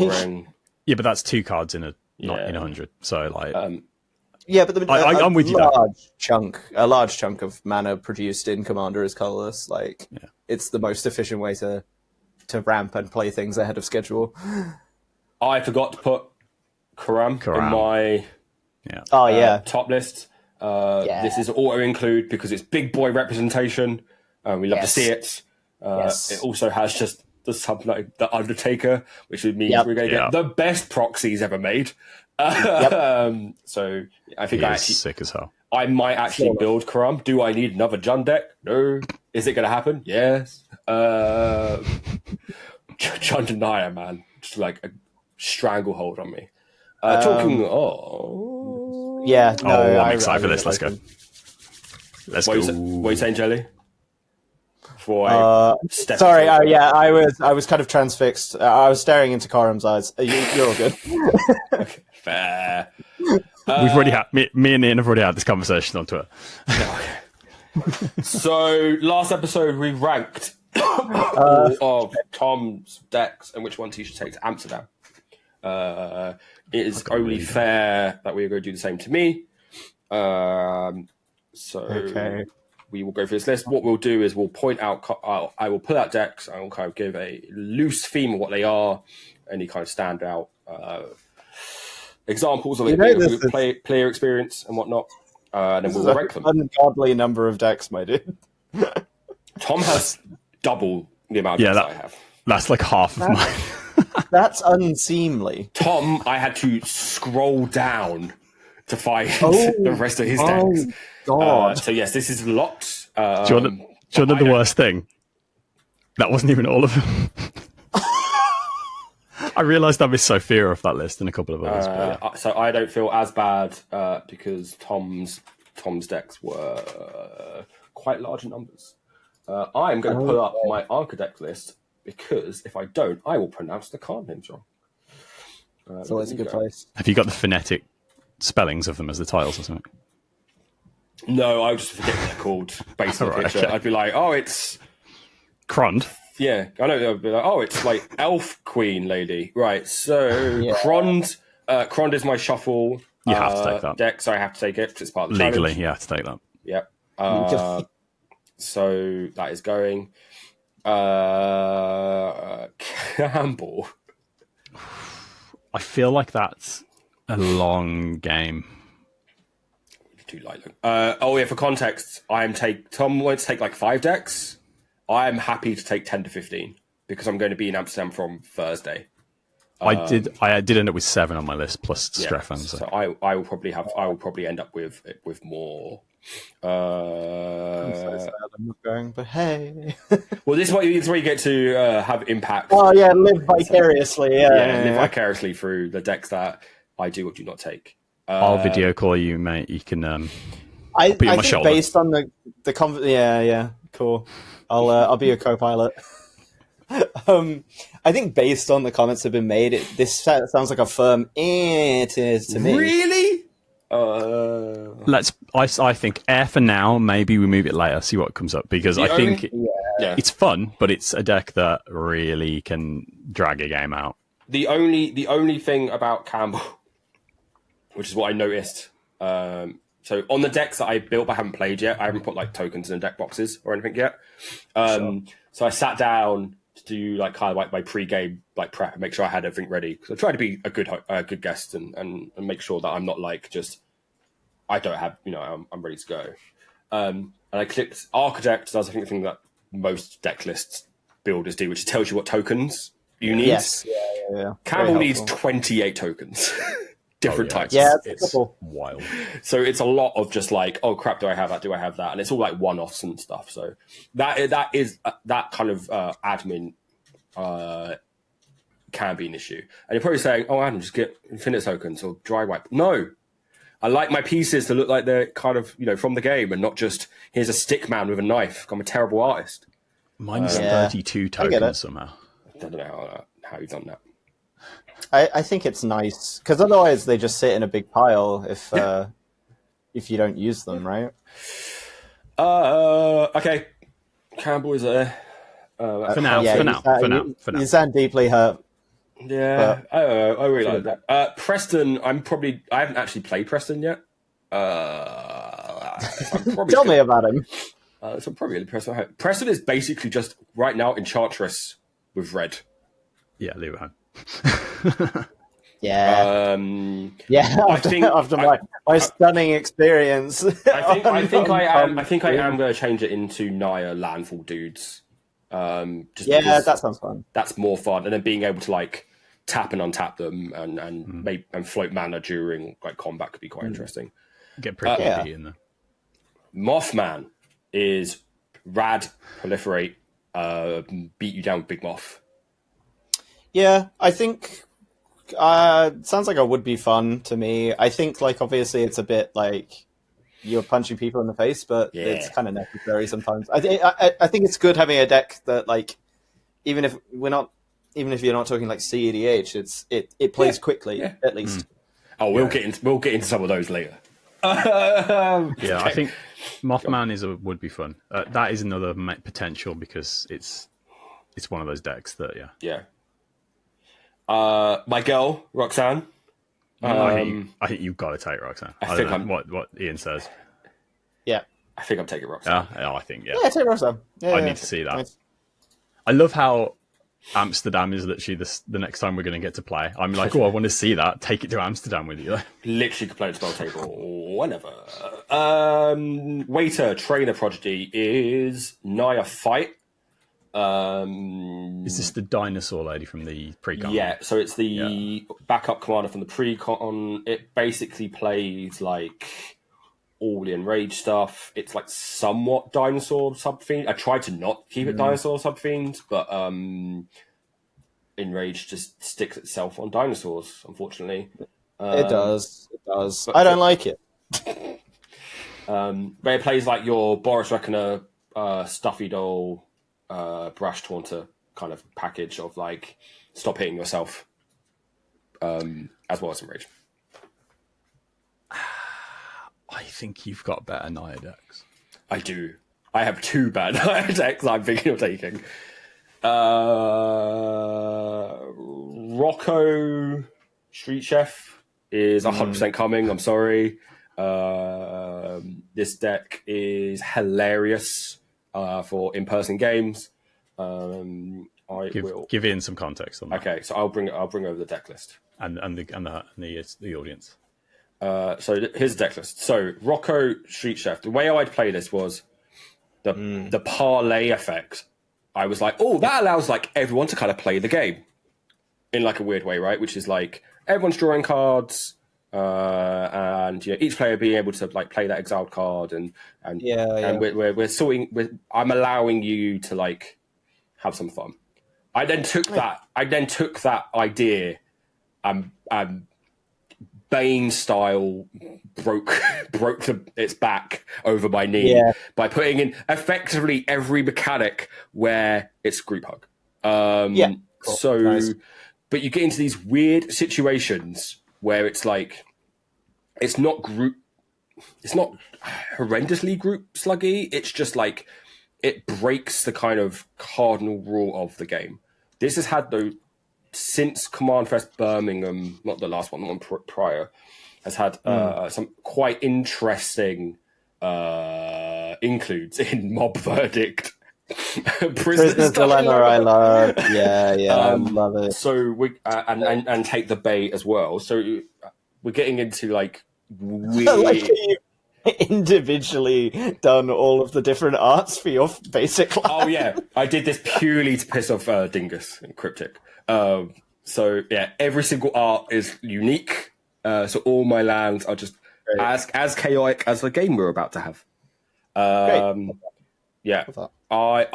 This is really, really fun in person. I think it's like actually because I don't play this game with any intent to win. I play this game just to make everyone have a memorable game. So I think Rocco is a pretty easy 100% take. Yeah, nice. I don't know why that's up. Volo. Volo is my. Which one is this? This is the OG man. Volo's Guide to Monsters. This is untypal. Yeah. There are Wait. There are only 2 instances of types crossing over: rogue and human. There are 3 humans, including Volo, and that is for. Where are my humans at? That is for. Where are my humans at? Where were you with that? Is Sakashi? No, that's a shapeshifter. It's for Errant, Street Artist, because you get to copy your Volo copies. Sure. And there's another one somewhere. Errant's the main one. And Rogue as well. How does this play? How strong would you say it is? There are games where I have 4 Volos. Cool. And I am making... Is that Volololololo? Yeah. Volocopter. So the main plan is to use creatures with strong ETBs early, like to ramp. So like things like it's a pretty known strategy. And then I eventually go, do you know what's better than 1 creator who's behemoth? 2, maybe 3. It's really fun. In a it has to be dealt with kind of way. This is probably like and now you said that, slap it in air. But I think it's actually probably going in air. Just because I think there are decks like this that I think are just better. So I do find it fun. I find it fun. This is like I usually bust Volo out on like the second stream game where it's like we need to speak quick because Volo can just run away with it. Sure. Sophia and Tiny. I like Sophia. Yeah. I think that's another of the main. Would be fun. Yeah. Sad. So good. Well, hang on. No, we might put it up. Sad. We're gonna have a review because you have to make decisions. So we're gonna do a provisional tier list, and then we will look at that. The only thing is, I'm pretty sure this is my only. No, I've got 2 bank commanders. So this is 1 or 2 bank commanders I have. You have to have overlap. Look how many decks you have. Yeah, I have overlap. But yeah, that's fine. I can live with that. I think like it's fun. It's not a must include. Again, I think it's a deck where it's like. It's a very good second game deck. Nice. Just because you get stuff done quickly. Windgrace is an interesting one. Jesus Christ. Okay. So Windgrace would normally be here. It's my pet deck. Yeah. It's my signature deck. The estimated cost of my Windgrace deck is $1,500. Which means I don't really want to travel with it. Understandable. I tell you what, Adam the Gathering, if you want to play Kenrith versus Windgrace again, hit me up. Otherwise, this is staying at home. Agree. I also don't count that as your like, you know, that isn't your iconic deck to me. Is it not? No. Oh, okay. I think it would be. That's fine. It's definitely that's not the deck I think. That in the deck that I think of when I think Adam. That's fair.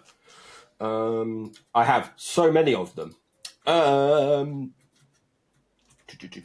This is Verena. This is just zombies. What is that? It's Esper zombies. I'll bring it over. Weird. So Verena is 1 white, blue, and a black for a 4/4 zombie wizard. Whenever you attack with 1 or more zombies, draw that many cards and discard that many cards, you gain that much life.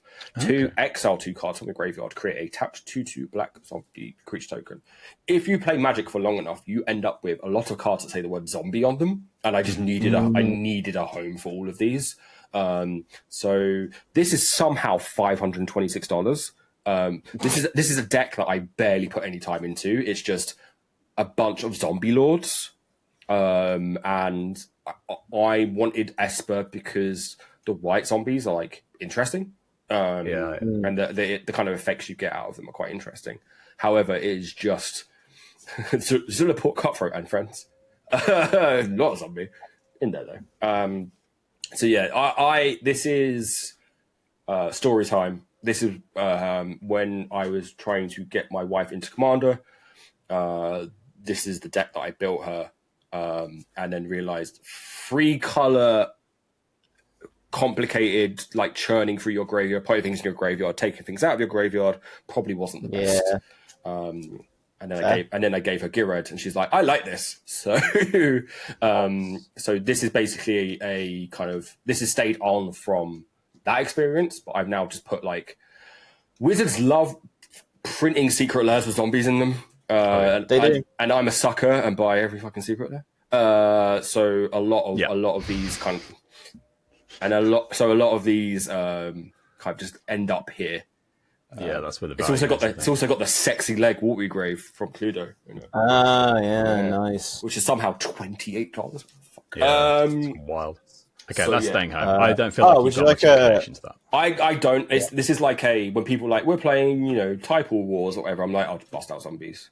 Yeah, leave it. Adam, would you like a pro tip? Well, in your user settings, you can change it on Architect to use Card Market as the default price. yeah, but dollar's always higher, which makes the ADHD brain numbers go up. Big numbers. The numbers still go up. I like it when the numbers go up. Every time he opens a deck, he's like, "Don't pay this much for this." No. I'm sitting on a deck that I don't like playing. It's like $600. Yeah. Don't pay $600 for this. Don't pay $600 for every main deck. Looks at camera. Pay me $600 for this. I'll give it to you. Calamax. This deck is called Calamax Ain't Got No Friends. Sounds like... Yeah. This plays 31 instant spells. Cool. And love you're that. doubling them up. Yeah. You're going to love that. Which is the cards in the red card in one of the precons, which is Tempt with... Oh, yeah. I've seen that, Yeah. And then this plays like all the kind of instant sorcery spell reducers, the benefits of playing, like all the cards that benefit you for playing spells during your opponent's turns. I think this one goes in the hole myself. I love cards. Put it in the hole. In the hole. I like that you've changed it from put it in a box and bury the box to put it in a box and throw it in the hole. Hole check. Whole check's good. Whole check's doing all right. I mowed my grass today. Yeah, nice. That was a surprise whole check. People come at the start of the episode for the whole check, but now they've got to wait to mid-episode. I planted lavender in my hole. Oh wow! Okay. So your hole smells sweet. It's smelling. I want the bees to visit my hole. In your hole. Yeah. Is that what that song's about? Yeah. There we go. That's the social clip sorted. So, Lear and what's her? What am I looking Matilda and Leia? Commander and yeah, I put the actual versions of the card rather than like the big art. So this is Bad Humans. This is. Oh, I played against this the other week at my LGS. Why is Architect being so slow? So this is Ban Humies. Yeah. Eventually, when it loads. I've felt the draw of this card once or twice, but I've never built it. Also, I have enough band decks, I think. So it's... Why would you I have more than one, so that's too many. Why would I play humans? Because like zombies, when you play Magic long enough, you just end up with a shitload of humans. There's some cool humans. So... I'm on a call with two of them right now. So, Catilda and Lear. And then it's like the thing that interests me in this is the balancing of humans and the flashback, and making sure that you are being able to maintain that. Being able to trigger it, but having the actual instants and sorceries to benefit off of it. Yeah, it's always been one of those ones that's I've been curious about, but let's have a look. One sec, I've got a dog crying at the door. You discuss my terrible deck building. I'll be right back. I'll discuss why I don't like humans. In fantasy things, there's a lot of cooler races than humans. Like you said, you're on a call with 2 humans now, so, I see enough humans in my day-to-day life. Like, when I play an RPG, I don't pick a human to play as, so there we go. I've said my piece. That's fair enough. They could have just not done humans. They could have put the human effects on non-humans. Exactly. But there are some fun ones. No more human cards. The only other reason I like this as well is just more humans. I get to play just weird like because all the Universes Beyond stuff is Mystery typically Mentor, put it in the bin. I mean, I play that card, so, but yeah. But I get to play Overseer of 76. I do really like Overseer of Vault I get 76. to play Goldbug. Where are you? Stupid robot. Yeah, Goldbug's fun. Yeah, Yep. so like I get to play like some fun stuff. But yeah. And then there's just like a bird politician in there for some reason. Where's the bird politician? Falco Sparrow Pack Weaver. Oh yeah, because you put counters on things. And then The most American card. Yeah, I don't know. Why is Falco in here? Four score and 7 years ago. It's Battlefield, put a shield carrier. You may look at the top card of your library anytime. Why are you in He's here, really, Falco? He's really good, but I don't know how he got in here. How did I get here? You may cast spells on top of your library by removing a counter from... Oh, I think it's so... Yeah, it's really good. Because I'm putting counters on guys, and it's just turning that into value. That's why. Have you considered putting that in Sophia instead? I probably should. As well as because it's got evasion. So yeah. I that's don't the love inherent this. problem with dogs is they don't fly. Yeah, I don't love Put it in the hole. No, dogs do fly if you play Chrysalis Chamber, whatever it's called. The artifact Chrysalis. from Chrysalis. Yeah. Tokens you have. Tokens you control flying. Tiny now. Damn. Yeah, it's good. I got that. Yeah, put it in the hole. Yeah, Get it out of here. I have built. Is that Sovereign Okaneka Hell? Put him in the hole. Yeah. Get that man out of here. I've never played it because I don't want to have a math lesson when I'm trying to play Commander. Yeah, honestly, it's always a situation of so one of my friends has a Okaneka Hell deck, and all that ends up happening is they get enough commander damage, they get enough counters on him for him to deal lethal commander damage. And then they're just sat there waiting for a trample enabler, and everyone's just jumping the whole time. So this plays... But also, if you slip up once, you're dead. This plays all the Khans, like, if it has this counter, it gets this evasion. So it does... Yeah. It's trying to be fast. Yeah, I don't like it. And the fact that it has ward. Yeah, why is it ward? The last time I played against him, it was just no one... He just stayed on the board the whole time, got to being like 80-80, and no one...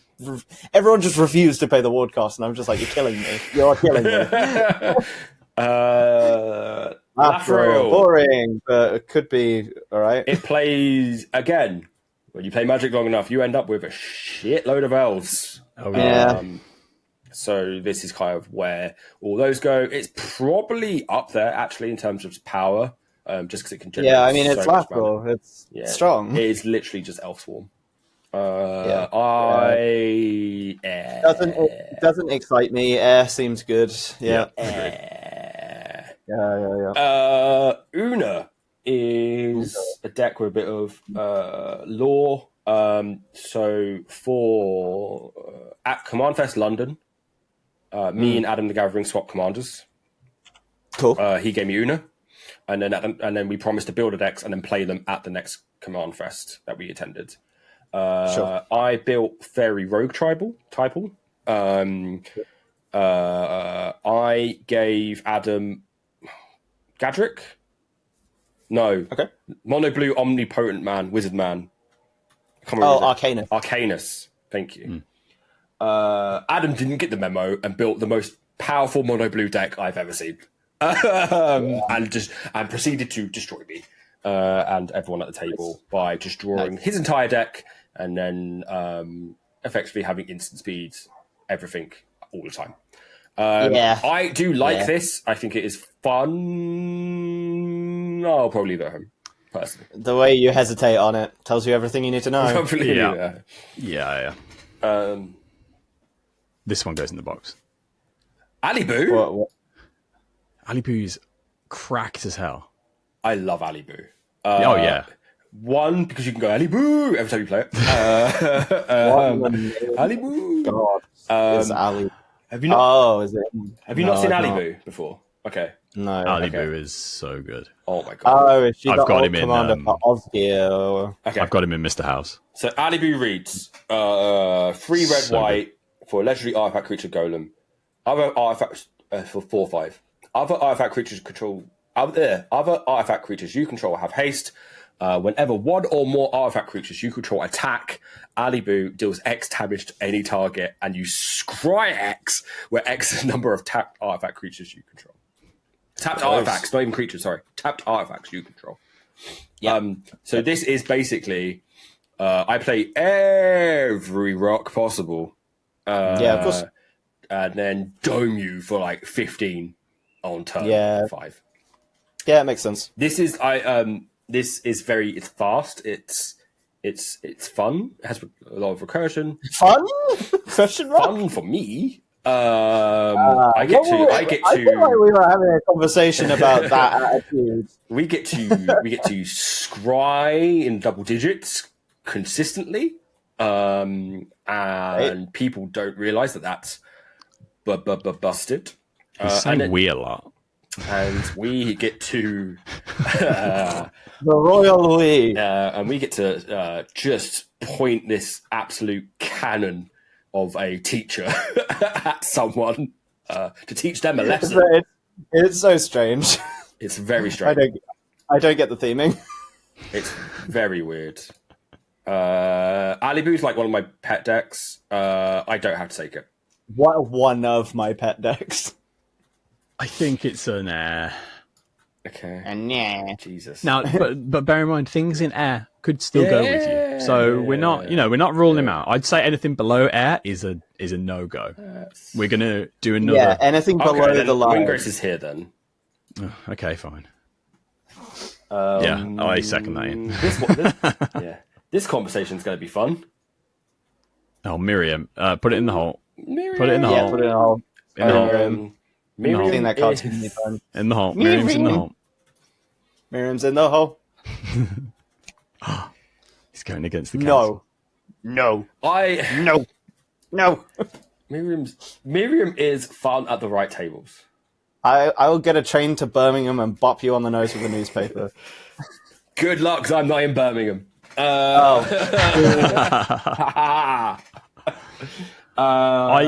Okay, so I think what we Miriam in. I assume my journey starts with me getting a train to Birmingham.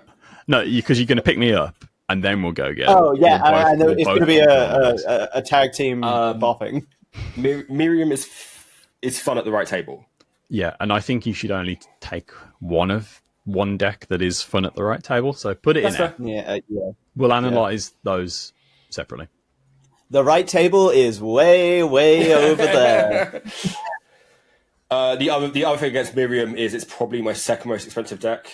So if I'm taking Windgrace, I probably wouldn't take Miriam. Yeah, exactly. That means I'm walking around Amsterdam with a lot of money, and I don't want to be doing that. Yeah, I'm not a big fan of dragons, to be honest. I'm not really, but big dumb dragons, and I make multiple of them. Like, hey, I get multiple old Norbones. It's quite fun for me, not the rest of the table. Mm-hmm. Is this Corvold? No, this is Ziatoa. Ziatora. I do like Ziatora. So refresh my memory. That's a dragon I like. Bring the list up. Where the are you? Adam, I don't like dragons. Next deck, a dragon. Yeah. I mean, it's a dragon demon, so... Yeah. Okay. And he's actually... So Ziatora gets a pass. Ziatora is actually a secret command. It is a red herring. This is meant to be a Foul Dawn Prosper secret pairing. Okay, I like this less now. So this deck is all about... Defense of the Heart. So I can get Prosper and Foul Dawn. Oh, great. So this is all about playing things from exile. So Cascades. Cool. And Ziatora was just there as like a backup plan into sacking some stuff and then throwing it at your face. I actually, the last time I played Ziatora was how I built slimes the first time round, because the hilarity of just playing slime against humanity to just feed Ziatora every turn. That's pretty really funny. That's actually really good. You just get bigger bullets. So this isn't fast. It's an engine based deck. But it will beat you down with Jurassic Park Atali. The weird, not a Tyrannosaurus. Yeah, and using treasures as a pretty core part of the resource plan as well. I don't hate this. Magic has progressed past the need for treasures. Not when you're a demon dragon, you pay the toll. I know. I also love the Streets of New Capenna. The showcase. gilded frame. Yeah, it's Really so nice. It's nice. I think this is middling for me. I think it's not egregious, but it's not. I don't know. Maybe I'll give it a would be fun. I found this to be a very very versatile deck in terms of being able to adapt to what is going. I mean, it's very jumped, right? Sure. Whatever's going on, I'm in a pretty good position. Yeah. Toolbox in jump. It's very toolboxy, yeah, for sure, and it's fast enough in just cycling through my deck. Kosai, big boy. Refresh my memory. Cool. Jesus Christ! Give me a vibe on the deck. So Kosai play. Why has it got 102 cards? That's wrong. I'm cheating. Oh, put it in the box. Cheating. Oh, Kosai Penitent Warlord. Cheating. It's Penitent Warlord. So it cares about. All right, I'm on combat. board. He looks janky as hell. He's so janky. It's a precon, right? He is, yes. So he needs to be fully modified. So has to have a counter on him, an artifact, or equipped, an enchantment, and then when Chishiro precon, not Chise. Why have I got 102 cards in here? What have I done? Do you know what I probably did? I probably added 2 land because it was at 32, and I just haven't taken 2 cards out. So there's a reason it's at 34 land. I'll get into it. That's cool. I like Kosai. So this is fast, and it is pretty versatile in terms of what it wants to do. I have made it meaner than the first initial build by putting a grafted exoskeleton in it, but I feel like in decks like this where it's like, have you got grafted exoskeleton inside Tora? I do not know. It's horrible. Yeah, it's the worst thing in the world. Yeah, I'm not that mean. But yeah, it's just trying to effectively use everything that's like. Whereas an example of Kadama, like forced adaptation, right? Which is like it counts as an aura plus a counter, so that's like 2 for 1, and then trying to like get in there for value. I like playing this. I think it's my only. No, that's a lie. I got 2 Voltron decks, but it's one of my only Voltron decks. I like that. I think it's quirky. It's unusual. I think that's 100% for me. Okay. Yeah, I like that. I will, listeners, I will remove the. It won't be 102 cards when I take it down. What the fuck I did that? And I love Kamigawa. So. I will be back momentarily. Oh, good. We will talk about Hinata. This is Hinata.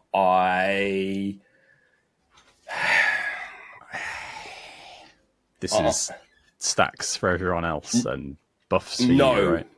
No, it's 3 X spells for me. Nice, okay. So, Hinata reads... Oh my god. Each target, yeah. Yeah, so basically, any spell that targets 4 things, I'm playing, basically. Yeah, okay. And an X spells that target, I'm playing. So it's like maximum value. I played this at Command Fest London, and I could feel the soul draining from the table. It's one of those decks, unfortunately. Again, I think it is for the right pod. Right table, yes. Yeah, yes. It's like hey, let's play really busted, stupid shit. And I think out of all your decks that are for the right table, I think that is the least Yeah. fun one. It's it's a lot of like, it's very, very similar to Calamax. I would actually do this personally, because I feel like Calamax is solitaire-ish, whereas Hinata is, you are not going to play this game, and I'm going to beat you down with how many tokens you make, you stupid son of a bitch? 22 different types of tokens. Nice. Okay. So, yeah. Again, it's a deck where I have a crap load of X-Spells, I have a crap load of like instants, matter stuff, and it's just a place for that stuff to live. So that's kind of where it's at. Fair. In the hole. In the hole. Lara Croft Tomb Raider. I've not played it yet. So I still need to build this, so I want to see it. So Lara Croft. We'll wait for you. Yeah, wait for you.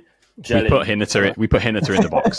Hinata's gone in the box, and Calamax worked its way out of the box. Oh, how dare he! Just because these are Hinata and Calamax have a lot of crossover. And I prefer playing Calamax over Hinata. Yeah, I get that. Lara Croft Tomb Raider. I have not played yet. I will probably.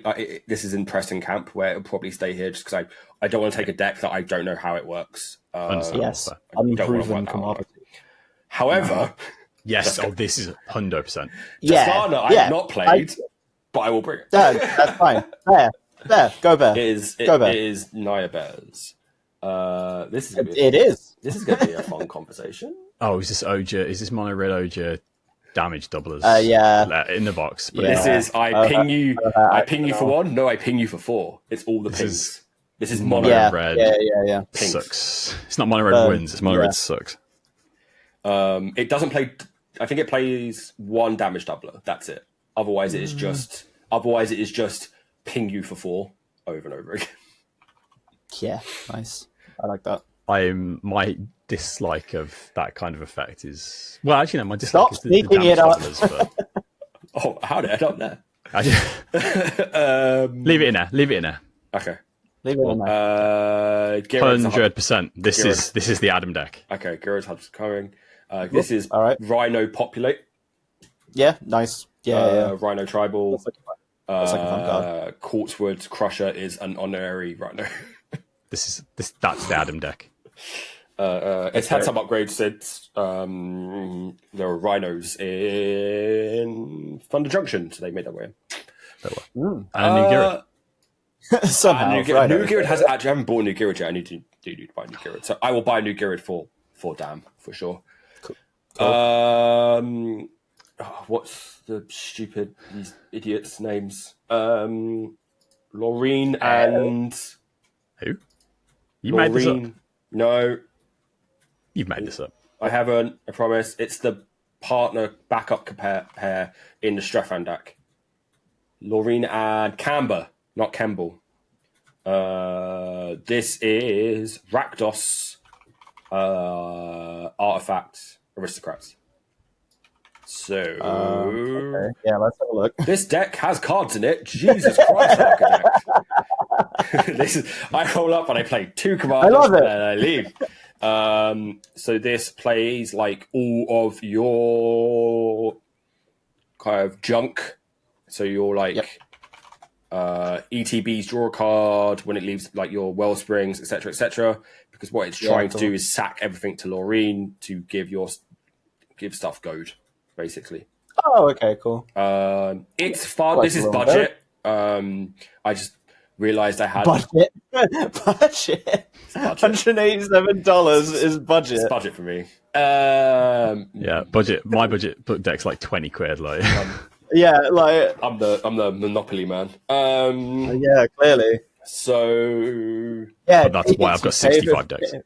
Yeah. So this is fun. I probably won't take it. Okay, that's fine then. Moving on. Enthusiastic about it, so it's really fun to play. This was basically like a lower power level, like guest deck, basically, because I realised that a lot of my decks are pushing power level, especially on guest spots. With that in mind, is it worth packing it in case you? But I don't know. Depends on what kind of game you want to play when you're over there. Yeah, quite. Nightcrawler. What? It is. Is that a Fatal Ferret joint? It is a Fatal Ferret joint. This is. Oh my god, Architects, you are killing me today. What the fuck, dude? So this is Yuriko. Oh no! Put it in the box. Bury the box. Put it in the hole. Get it out. However, stipulations are. Oh, here we go. It's not the kind of Yuriko you're thinking of. It's no, I'm not like is. other Yuriko decks. We don't need Yuriko apologism on this. No, wait. Let me talk to you. Let me sell you my wares. It doesn't have Any ninjas in it? It has a lot of ninjas in it. Funny. Crazy. It doesn't, however, have. I'm just checking, so I don't look like I'm. Oh, here we go. Yeah, it ends up having it. Yeah, go on. Bum, bum, bum, bum, bum. It doesn't have recurring like scry. So Okay. This changes nothing. all the instances of scry are like one-off. So I can't just like scroll at the top my entire deck over and over again. Yeah. However, so it's not like a 10 Yuriko. It's like a 9.5 Yuriko. It will dome you with an It's like a chill Yuriko, you know. I'm happy to leave this at home. I think you leave it. If Ferret was at Dam, I would take it as a. That's fair. Look what you've done. This is on you. I didn't want this, but I have a Nightcrawler and I'm gonna fucking use it. Nekusar. Nekuzar is very much a lesser version of Rocco, in my opinion. Right. So Yeah. It's group hug. The only thing going for it is, if there's a metal AF secret lair, it's in Nekuzar. It's such a good secret cool. lair. Yeah, It's beautiful. So it has the only thing that I say that I was like, oh, this is really nice. It also has a Teferi's puzzle box in it. Starscream's got that. It's got the mischief puzzle box in it. Yeah, so nice. Yeah. This is probably like here for me. Like it doubles up with Rocco, but like there's enough differences. It's definitely not nicer than Rocco. This is meaner. This is trying to win. So yeah. Well, I mean that's just it's Nekuzar. Yeah. It's like there's only so much that you do with that. And then Multani. Sleeveless Multani. Oh yeah, you got to take it. Yeah, this is the deck box. There's a chicken selects. With cards Nice. in it. Yeah, so great. I'm going to try to travel to Amsterdam with a chicken select box in my luggage. Keep it intact. Keep it intact. Yeah, they're gonna love that at airport. Yeah, they're like, what is this? Why is it full of cards? I might try and put it on my carry-on. Because that'd be quite funny as well. So yeah, Multani I think has to go. You can't make food on the plane. Like, it's not food, you idiot. It's cards. So yeah, Multani is I think 100% going. This is probably not enough decks. Okay, so now we and three of them are Naya. So what have we got in would be fun? Every deck I'm taking currently is green. Mothman, Sophia, Zayatora, Nekuzar. So take Nekuzar because that's not green.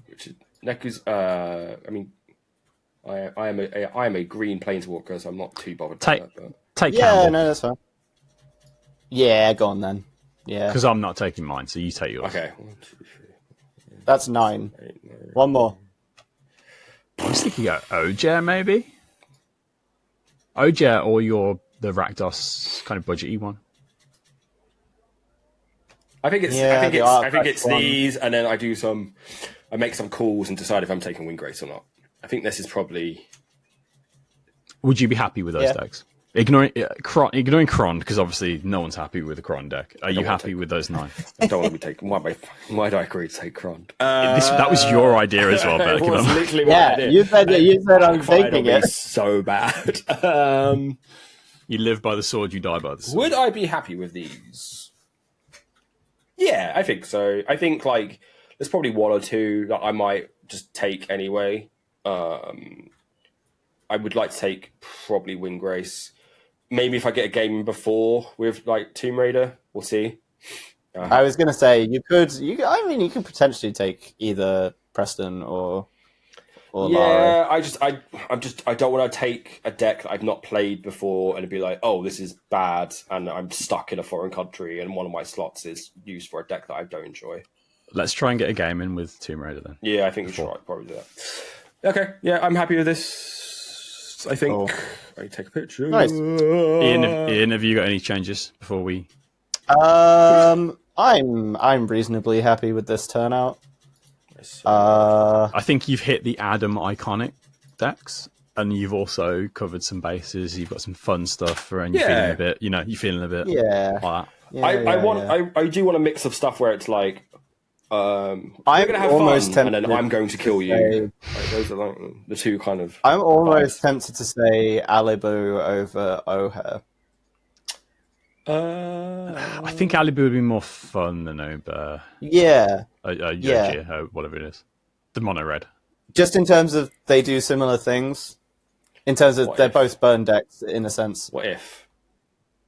That's fairly like for like and brings the green factor down. Wait, what is the one you took out? Kosai. Kosai, yeah.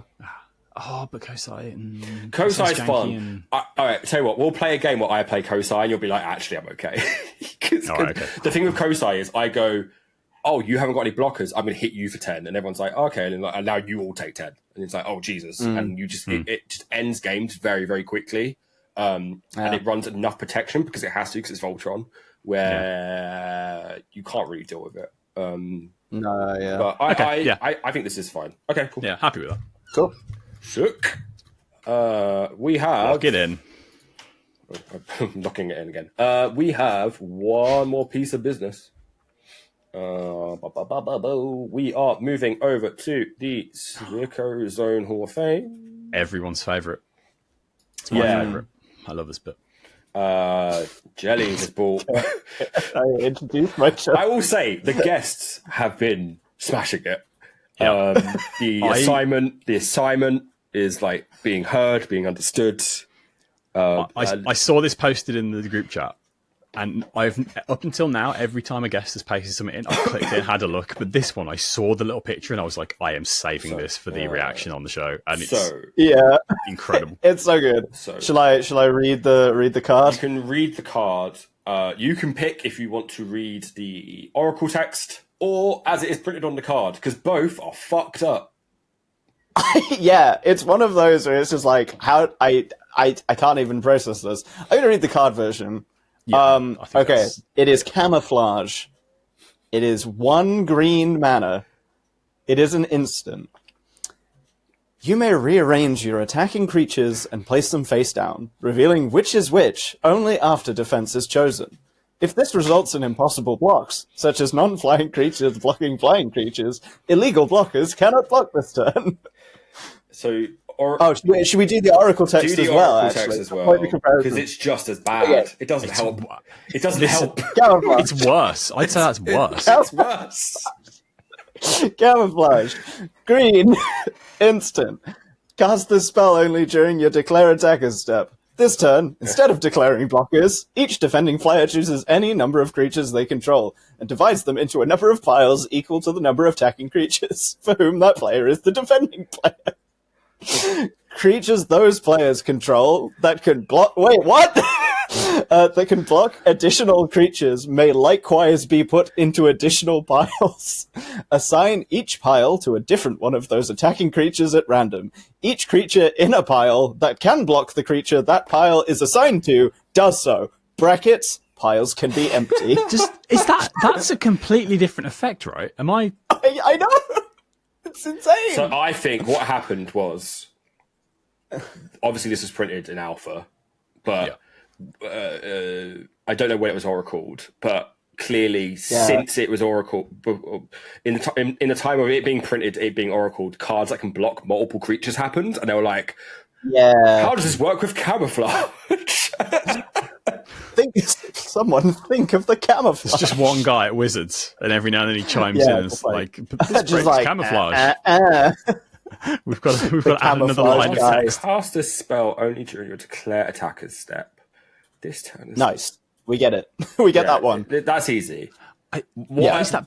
That bit you've highlighted doesn't make sense. For whom that player is the defending player.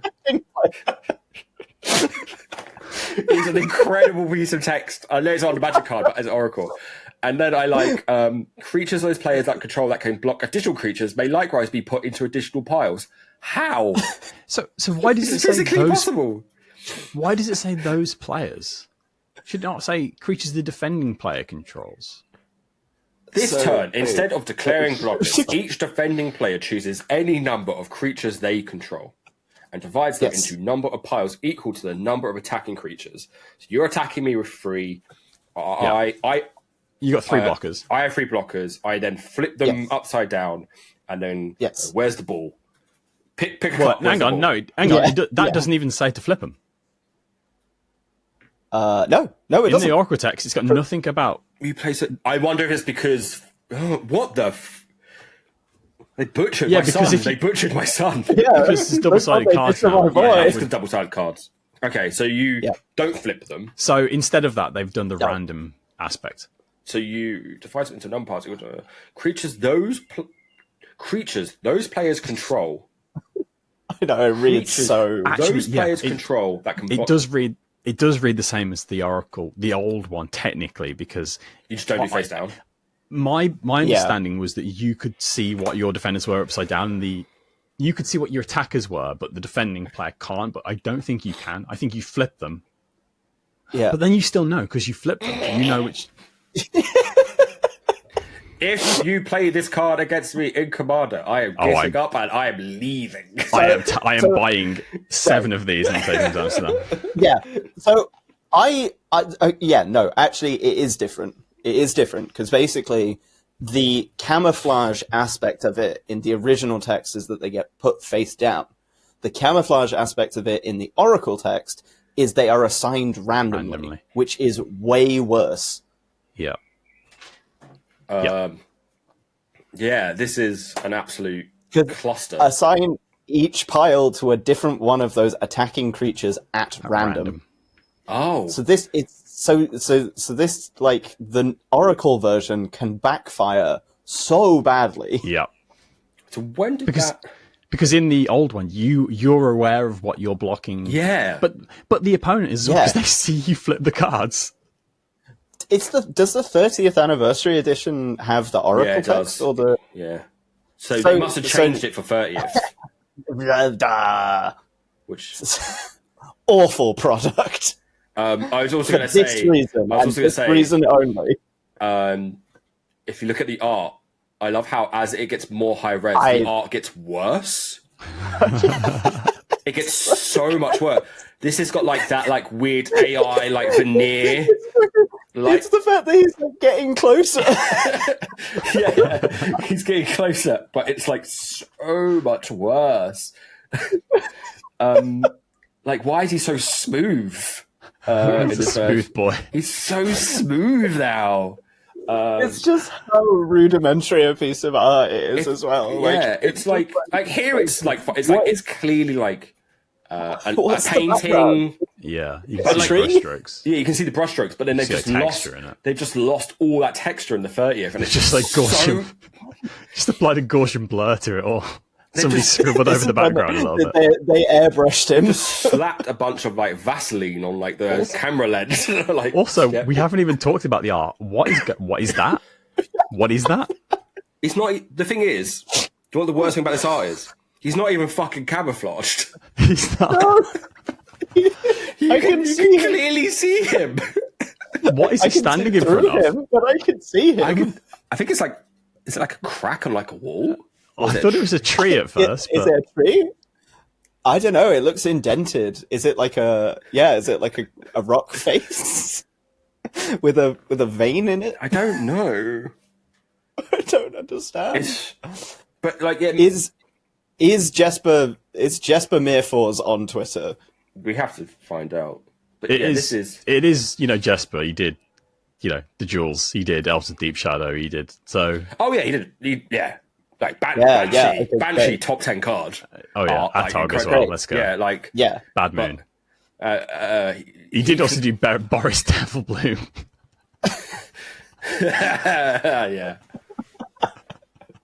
Oh, classic! That's so good. I found my new commander. So but this is up there. This is up there. This is up there for sure. This is it. Wally brought the self-aware floral spasm. He did. Yeah. And then Adam. We've got another Spasm fan, it seems. And then Adam. Yeah, I love it. Brought Amulet of Quoz. Which ranked really high based on the fact that Adam brought a lore check. As Amulet of Quoz is apparently a major player in the Dominaria storyline, but you don't know who uses it. Oh, great! Love it. So it's this like really, really powerful artifact that apparently helps the heroes win the day, but you don't know who actually ends up using it. Also, can you pull it up so Ian can take a look at this super important? Yeah, of course. Nice. Nice. Yeah, that's great. I love that. I like the fact that so on the thumbnail I put redacted over the eyes, but you'll notice that if you cover up the face, it just looks like a dick and balls.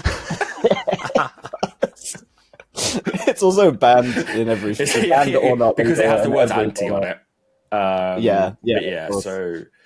I love all you guys. I didn't come here to mess around. I wanted to bring for sure. This is a competitor. It's very competitive. This is definitely top 3. 100% top 3.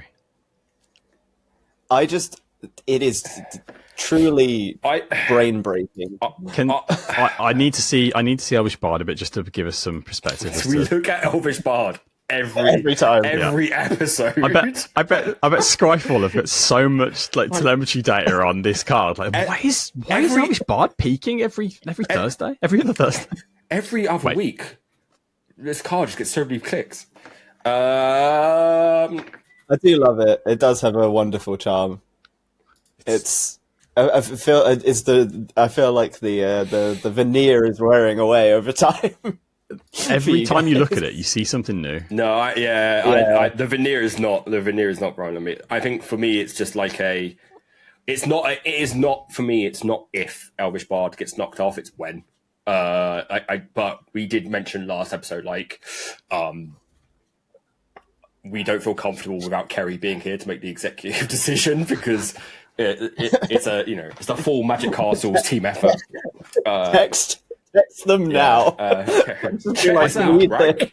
I think at some point we should do a top 5 face-off because the top 5 is going to be so stacked soon of incredibly fucked cards. Yeah, is this 2 or is this 1? I would think, right, because my main reason for loving Amulet of Quoz is obviously the lore stuff as well and the art. I think art for camouflage is it's... Get off the screen, thank you. I can't look at it anymore. The art... Jump scare. Camouflage jump scare. The art for camouflage is horrendously weird. But I also think, what they do with Amulet of Quoz is... They went the normal convention of the card text is fucked. We're going to fix it in Oracle. in camouflage, they zigged when they should. They zigged when you thought they would zag, and they've gone worse. I don't know how. Oh, so it's kind of a perfect card. I love it. This is a conundrum. It is really tough. Tom, is it the number 1? I don't feel comfortable. You put it in. Can we have a joint first place for now? We need to address this. I don't know. There's no joint winners in the Sicko Zone Hall of Fame.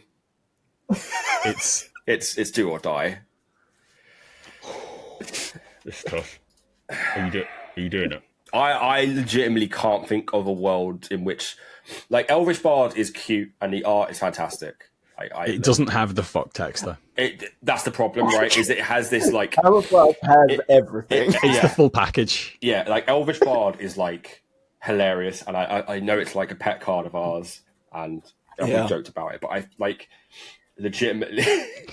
Oh my god! Every time. There's multiple things happening for it as well, right? Which is like the reprint of Elvish Bard, like it gets better, right? It gets worse. It gets so much worse. Like so much worse. Oh, I think I'm crying. Like so much. So like it's this for me. It's this like Magic has a really good history of going. Oh, this card is weird. We're gonna like rectify it, right? Like if you look at alpha artwork or something like Dark Ritual or whatever, or wherever Dark Ritual, like first print of Dark Ritual to now, like the tone is like reset and it makes sense. Yeah. They never shifted, and they just made it worse. I'm saying it as more wallpaper. Like what, the 30th edition version? Yeah, 30th edition, just the art Vaseline version.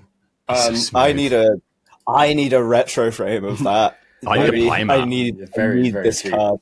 I think the card text, the Oracle text being fundamentally so much worse than the card text, plus the art being somehow so much worse in a infamous product. It is kind. Yeah, no. It's also the 30th anniversary edition. The 30th anniversary edition is so good. Like, can you imagine cracking that?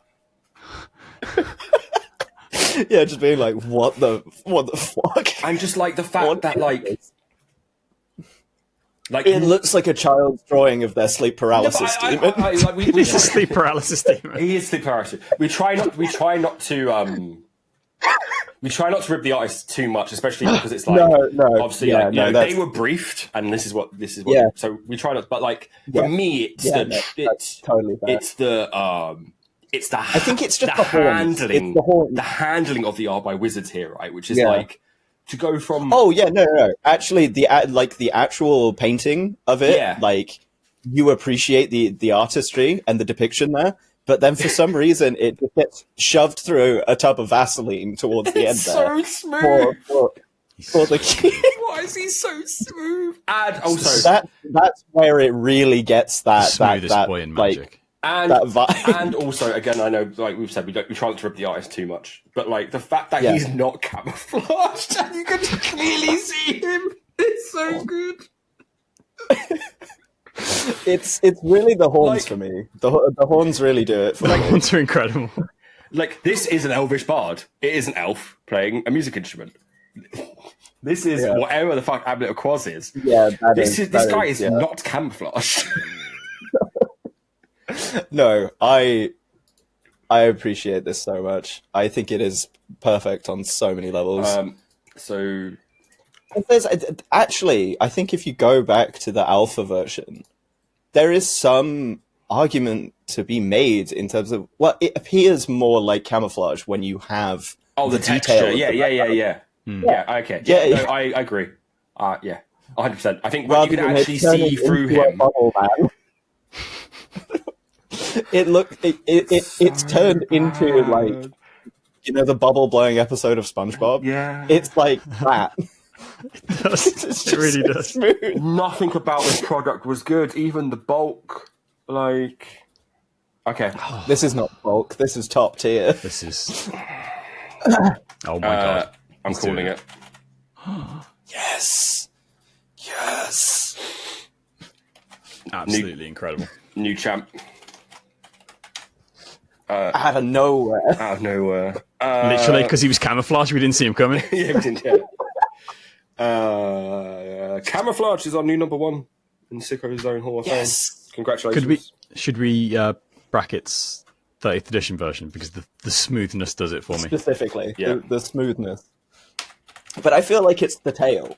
I think it's all of them. I think it's like the end point of the 30th. Though is definitely what it's a story. The ending is the third. Jesus Christ, that's so funny. It's just the Skyfall page is the gift that keeps on It's so giving. cool. Just the more aspects you look at. So, let me zoom in a little bit. Wow, we're already at 9. Jesus. So, number 9 is Lilybow and Raging Grandma, always at the bottom. 8, Bone was a Dancer. good- 7, Shahrazad. 6, Imaginary Pet from Urza Saga. 5, Reincarnation from Legends. 4, Floral Spasm, submitted by Wally of Chad Magic. 3, Amulet of Quaz, submitted by Adam Gathering. Number 2, Knockdown, Elvish Bard, Alliances Art. It's crazy. Felled. That I never thought I'd see the day. And number 1, Camouflage, 30th Anniversary, submitted by our honourable guest, Jelly. I put 30th Anniversary in brackets, but like Tom, I think Jelly's right. It's the whole, It's like, the story. It's the whole thing. history, It's just like how this car was treated, how it's arrived. Yeah. It making It's no great. sense. I think like the kind of self-contained lore of wizards clearly not knowing what to do with this card is incredible. It's just truly a nightmare, top to bottom. It is horrendous. There are people on that design team that lose sleep over that card every night. It haunts their dreams. The Bubble Man appears to them. Bubble Man. The Bubble Man cometh, The Bubble Man cometh. but nobody sees him. Jelly, He is camouflage. thank you for joining us. Please Yes. remind people at home where they can find you. Yeah, it's Angry Green Jellybean on YouTube and at Angry Green MTG on YouTube and Twitter. I would be thrilled to hear from you, and you can tell me I am not entertaining. Please go watch some of Stick their videos because to your stats. Yeah, they're great. great stuff. Please go check them out. Thank Do you need me to do an ending before you cut us No, off? I will do it. I will do some endings. I've I'll got try. to jump in before you do it because I know you're just going to be like, Bye. I was going to say, Jelly, will have you back because I told Kerri you were joining, and they were like, I want to be on an episode with them, which is now this self-recurring problem we have, which is we get guests in to help replace that Kerri's not here, and Kerri's like, I want them back because I want to do an episode with them. So it's I can't wait for season 3 when I get promoted to series regular. yeah. So everyone's going to well, we Everyone's are gonna become- planning four player episodes, right? Yeah, I think I want to start doing like full pod episodes, which I think would be fun. Yeah, sweet. Did you know that, making up a number, 30% of you aren't subscribed? I mean, 70% of you fuckers aren't. Subscribe. I mean, it's got to be more because our last episode had how many views? It's probably actually a lot higher than 70%. I think we have 50 on YouTube, 50 subscribers on YouTube right now, which is good. We're happy with that. We love you all, Yeah. and we want more. But that episode was nearly 600 views, so It was, I think it's neat. 600. I think it's pushing 700 now. that means a lot of views. The other thing is our audience base is 99% male, which is Honestly, metrics is mortifying Yeah. when you look at it like that. but men, we love you. But please subscribe, for fuck's sake. Again, if there is an interaction button on your screen right now, please push it. Like, comment, subscribe, push bell, leave a review. Please. Rate us. If you want to ask a question, you can do so in the comment section of this episode, and we will answer it next episode. No one's asked a question yet, so that's fun. Check out And TikTok. I will read the comment section Thank you. in case Adam doesn't. Yeah, There we go. There you go. I'll give you access. TikTok. Twitter. Yeah. TikTok is Magic Castles, Pod. I think. Pod. It should be Go Magic check it out. Castles. Magic Castles Pod everywhere. Yes. So you may follow. I'm trying to keep on top of that, but it's a nightmare. So yeah, funny videos. We have Go check them out. a backlog from the last 2 episodes that we need to get through, but it's fine. Yeah, Cool. Thank you for I listening. think that's everything. Yep. Bye.